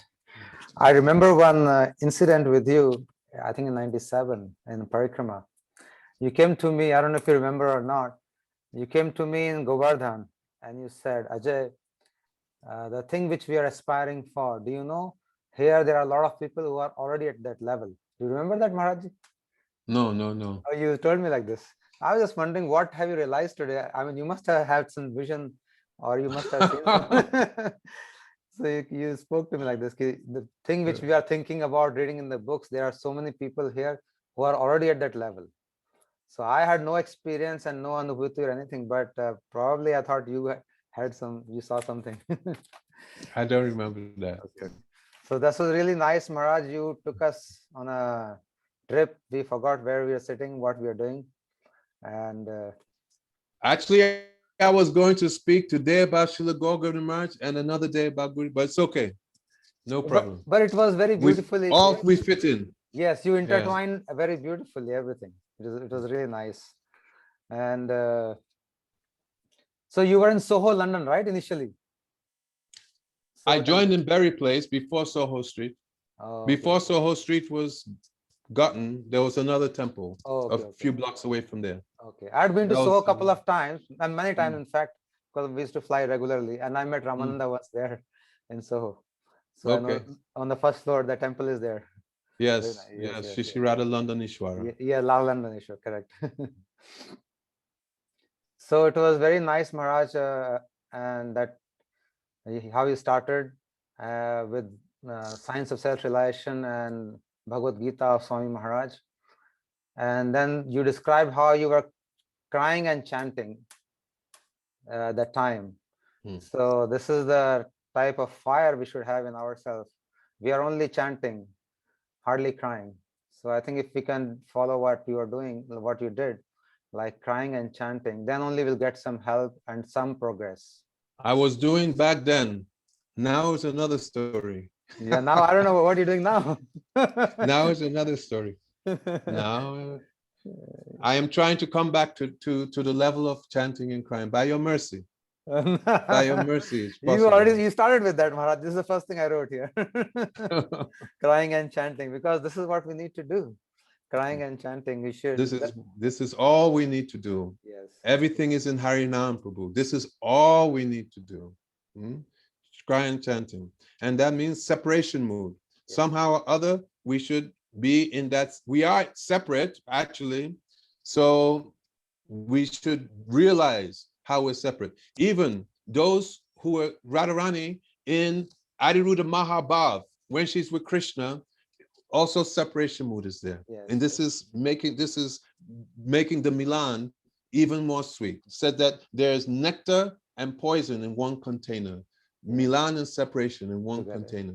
Mahaprabhu's tasting and Radharani's tasting. And for us, it's absolutely imperative that we cultivate that mood of crying in separation. That, oh, I want to serve Gurudev there in Vrindavan. That, oh, please help, help, help. If we cannot even do that, then come down the next level. I'm suffering in this material world. Please pick me up, please help. From whatever level, be in that crying mood. This is most important. Yes. And getting up early, getting up 6 o'clock, 7 o'clock. Okay, it's better than 8 o'clock, let's say. Hare Krishna. I think this getting up early is also a very prominent point you spoke. And I think you spoke for me probably, because nowadays finishing so late, so I'm 5, 6, not earlier. But I think tomorrow onwards, I will take your word. And I think all of us should, what Maharaj is saying, like Gurudev said, do you get up at 1 o'clock? No? Oh, that's the problem with you. So we have to get up at like 3 or maybe 4 and then start chanting and do our sadhana. So if we have work and we can't do it, sorry for cutting off, then that's another thing. But then we should always pray that, oh, please make some arrangement for me that I can actually start to do sadhana. And in special situation, Krishna, he can adjust for one. But if we're in a situation where we can get up and we're not getting up, then this is another reason to cry. So that's how he started chanting and crying from Soho temple, and then asking Prabhupada question and answer while reading the books.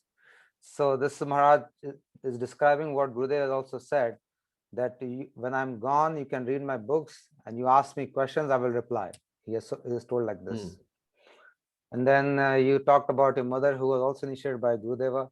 So that's a big fortune that your family, whole family is attached to Gurudeva. And you have been expert at book distribution from the very beginning.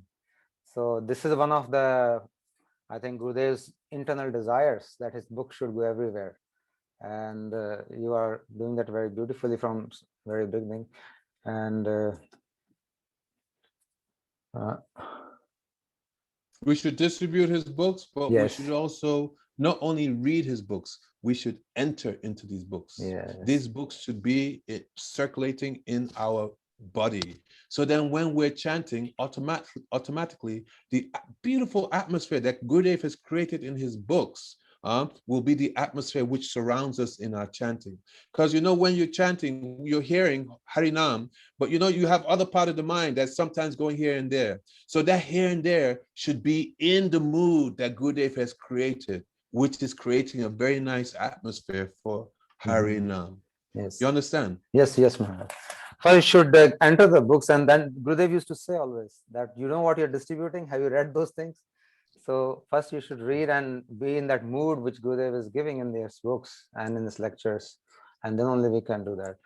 And then you described how when your guru fell down, then you took shelter of Prabhupada, and how you saw he's telling you to get up. Soldiers, do your duty, go out and fight again. So that is what Guru is always keeping you up and your morale. So always your shelter was Prabhupada, as you described. And then you went to Vrindavan for higher studies. Oh, then you talked about Gour Govinda Maharaj. I have never met him, but I have so much respect for him. I had seen few of his videos. He speaks so forcefully as you were talking. And then he made hand gestures that you have to believe what he's saying. I mean, it goes into your head. He grills it into your head by speaking so forcefully. But He's a teacher. yes, and once I remember he was saying, you consider yourself low, at lowest level. That is best for bhakti. So the way he was showing his hand and talking so forcefully, it just sat into my mind that what he's saying is something out of his deep realization. So he was like that. And the other side you described today, which I never knew about, that he was such a frail otherwise and talking so softly.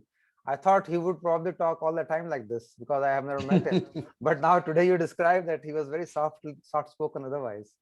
But in his lectures, he was so loud and ferocious, like a lion actually, yeah. And then you described this lineage of Gour Govinda Maharaj, which was amazing. Such a high lineage coming from Narottam Das Thakur himself. And the story of Gopal Giri and Gadai Giri and his grandfather Bari, Bahadur Giri, and Kirtaniya Sadahari, which he's personified. And then you describe how he read Venu Gita and stayed up whole night to read it, Gour Govinda Maharaj. I mean, Gurudev, how he was into the thoughts and books, like you said, he was addicted to it, which is how, if we have the desire, we'll be also like this, that if you know something, we're going to finish tonight only. So Maharaj From the time he was small, could just read Bhagavatam. What's his? Yes. Only Bhagavatam. Yeah. And how he would write diary to Gopalji every day. And yeah. And then how the astrologer described his, he said that he's been sent by Krishna to propagate bhakti. Yeah, about Gour Govinda Maharaj. And then you described how he went unconscious. I mean, that is so amazing. I have never seen anyone go unconscious myself, like you described in As Satvik Bhav. We have only heard Chaitanya Mahaprabhu going unconscious in the books, but you have described that Gour Govinda Maharaj went unconscious, and he was walking into walls, walking into balconies for 3 months. He was in that bhav. If you go on YouTube, you just Google Gour Govinda Maharaj and then Lagudi, Lagudi. That's the devotee who took care. And he describes, he was the person that was with him. Gour Govinda Swami and then Lagudi. Okay, I've written it down, Maharaj. I will look for it. Because this is something really amazing. I mean, what description, how he, for 3 months. And then you talked, to reorient it to material world, it took some time. I have heard in some other places that people who are like this, who keep going on different realms, they become a little away from their own physical bodies. So sometimes it takes time for them to couple up again properly. And mostly these people, they leave early because they are so away from their physical bodies. That's what I've read somewhere. So they don't live very long because they are not able to again come back and fix it well with their physical bodies, because the attachment is gone totally. So same thing, I think Maharaj was also a little away from his physical body and into a different realm. And how he described that ISKCON leaders as cloud and he is as sun. Okay, go past all that. Go past all that. Okay. So what was most touching was the story how he left Maharaj. That was the most touching, and you took us in a totally different realm that you spoke about, and how he had Gopalji on his chest, and then he so beautifully left this world. That was so nice, about how from Dwarka Krishna, Balram, and they all came and the eyes became big. That was very, very beautiful. And then your final story with coming with Gurudev, how you are like spy and how you gave your heart to him in his first meeting. But was I can understand your position being such a high level in ISKCON and temple president, and then your heart is already gone with Gurudev, and you are hiding it, covering it, but outwardly you are still with ISKCON, and it is so difficult. and how Gurudev made everything so easy when he came to London, that everything happened by its own. I mean, the other person went and gave an invitation to Gurudev, the GBC told you to go. So Gurudev worked everything out for you. If you have a desire, and if you're giving your heart to Gurudev, rest of the work is his. Actually, I've seen most of the time. Yeah. A lot of people who have come and spoken here, you just need to have a desire to be surrendering to Gurudev. Even now, people who have not even met, if they surrender to Gurudev, he will arrange everything for you. And if you want to do any seva, he will arrange for it also. This You might be amazing. Yes, you might be Amazing. like you were in such a difficult condition, I can imagine.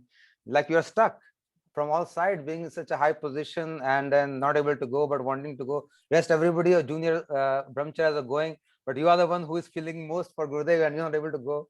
So it is giving you sort of viraha bhav also. Like, why I'm not able to go, why I'm not able to go. And then eventually, finally, after that viraha comes to a level, Gurudev just opens the door for you and you just go and hug him and meet him so nicely. So very, very beautiful, Maharaj. Very nice. so many things to say, but I'll skip most of them. And Maharaj, then lastly you described Gurudev as that we should drink the nectar. He's forcing us. Gurudev is always giving the nectar by force, even if you don't want, but he still give us. He promised to us that once you have come to me as a disciple, it's my responsibility to take you there. Even if you're not willing, even if you go to Narak, I will go to Narak and pull you out from there. Maharaj said that. I will go to Narak and pull you by your shikha. So he put it into parikramas and austerities. Even his last words from after the parikrama in Govardhan, he said that you should always do parikrama. And come to Navadip Dham, I'll be there. That's what he said from the door. Yeah. And he's still there in Navadip all the time in his samadhi. He's there. So and finally you said that everybody, all Vaishnavas, people who are actually Vaishnavas, they love Gurudev, whichever camp they are, which we are seeing now that even people from ISKCON are speaking up for Gurudeva so much. So now we can see that how he was universal, regardless of any institution or anything. Anybody who could love him and he could love anybody. He had most of the disciples were initiated by other acharyas, but Gurudev gave them such a high place and a lot of respect. And to you also, Maharaj, I've seen myself with my own eyes. He used to respect you so much. In parikramas, he will always give you mic to lead the kirtan. I have seen that with my own eyes in Nandagaon and so many places. So he always gave so much respect, especially to people who have been initiated by other acharyas and who are at a certain level already. Like we were so new that time and we hardly knew anything, but you had already come at a certain level. So he would respect so much all this time. And finally, you said we should follow and follow and follow. We should get up early. Most important thing we learned today, get up early, do Harinam while crying. So if you can do these two things from tomorrow, our sadhana will increase tremendously, I think. If we can get up early, start chanting and start crying, start missing Gurudev, start missing Krishna. And we also said one more thing. If you cannot do that bhav, palyadasi bhav, then at least have that bhav that I want to follow my Gurudev. So we are not, I think I am not qualified to have that palyadasi bhav. I do not know anything about it. I have no experience, nothing. But what I can think, as you have told today, that I should endeavor to follow my Gurudev and remember him all the time. If I can do this, I think rest everything will follow as a consequence. And all of us should do this. Thank you, Maharaj, so much. Thank you. You want to say Srila something? Gour Govinda Maharaja, he used to always quote verse from Shikshastakam.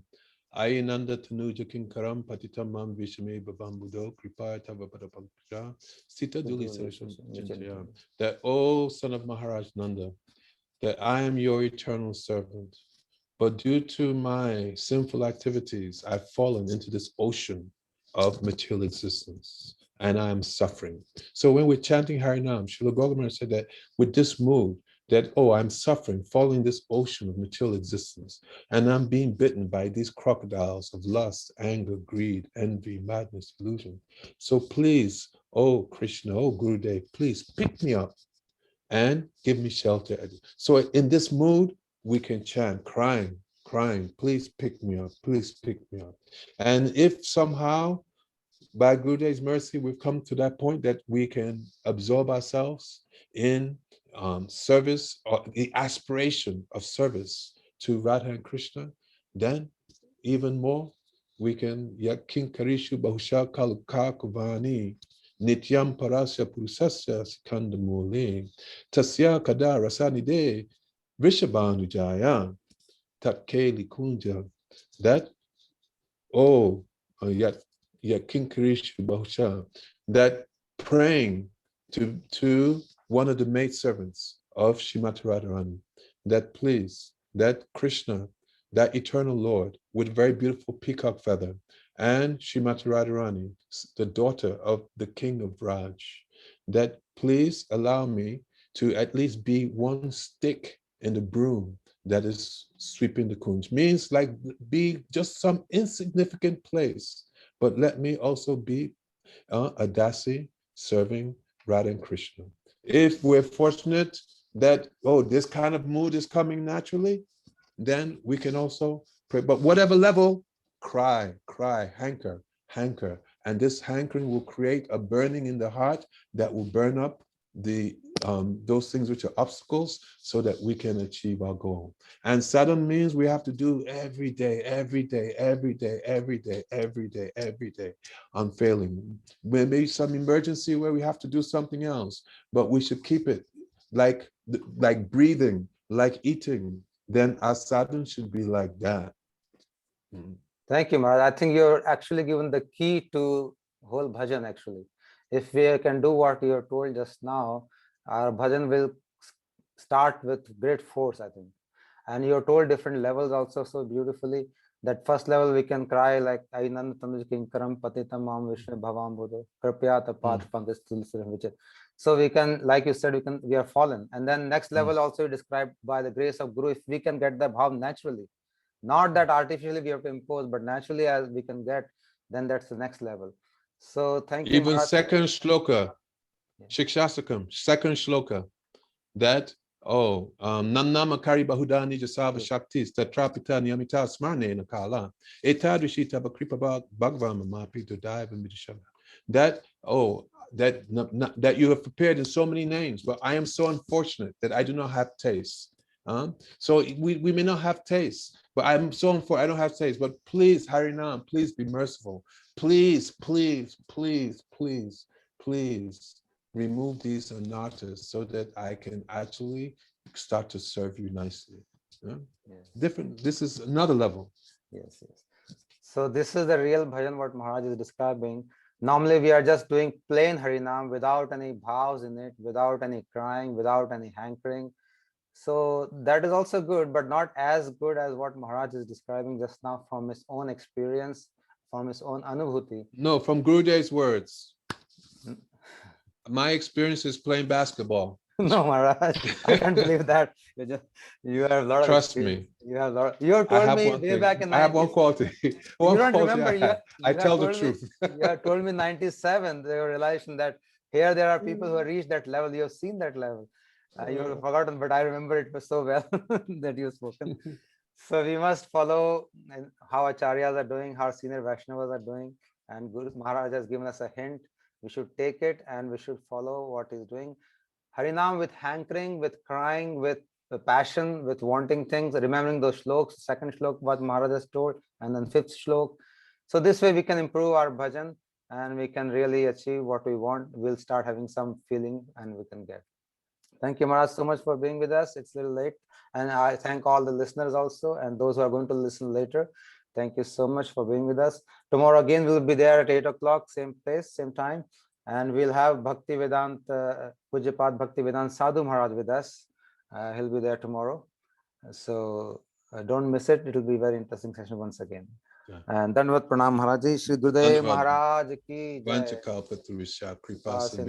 Patitanam Pavanebhyo Vaishnavebhyo Namo. Thank you. Pujyapad Please forgive any offenses. Pujyapad Bhaktivedant Ashram Maharaj ki jai. Anant Koti Vaishnav Vrand ki jai. Gaur Bhakt Vrand. Harinam Sankirtan ki jai. Gaur Premanande. Hari Bo. Dandavat Maharaj. Jai Dandavat. Okay.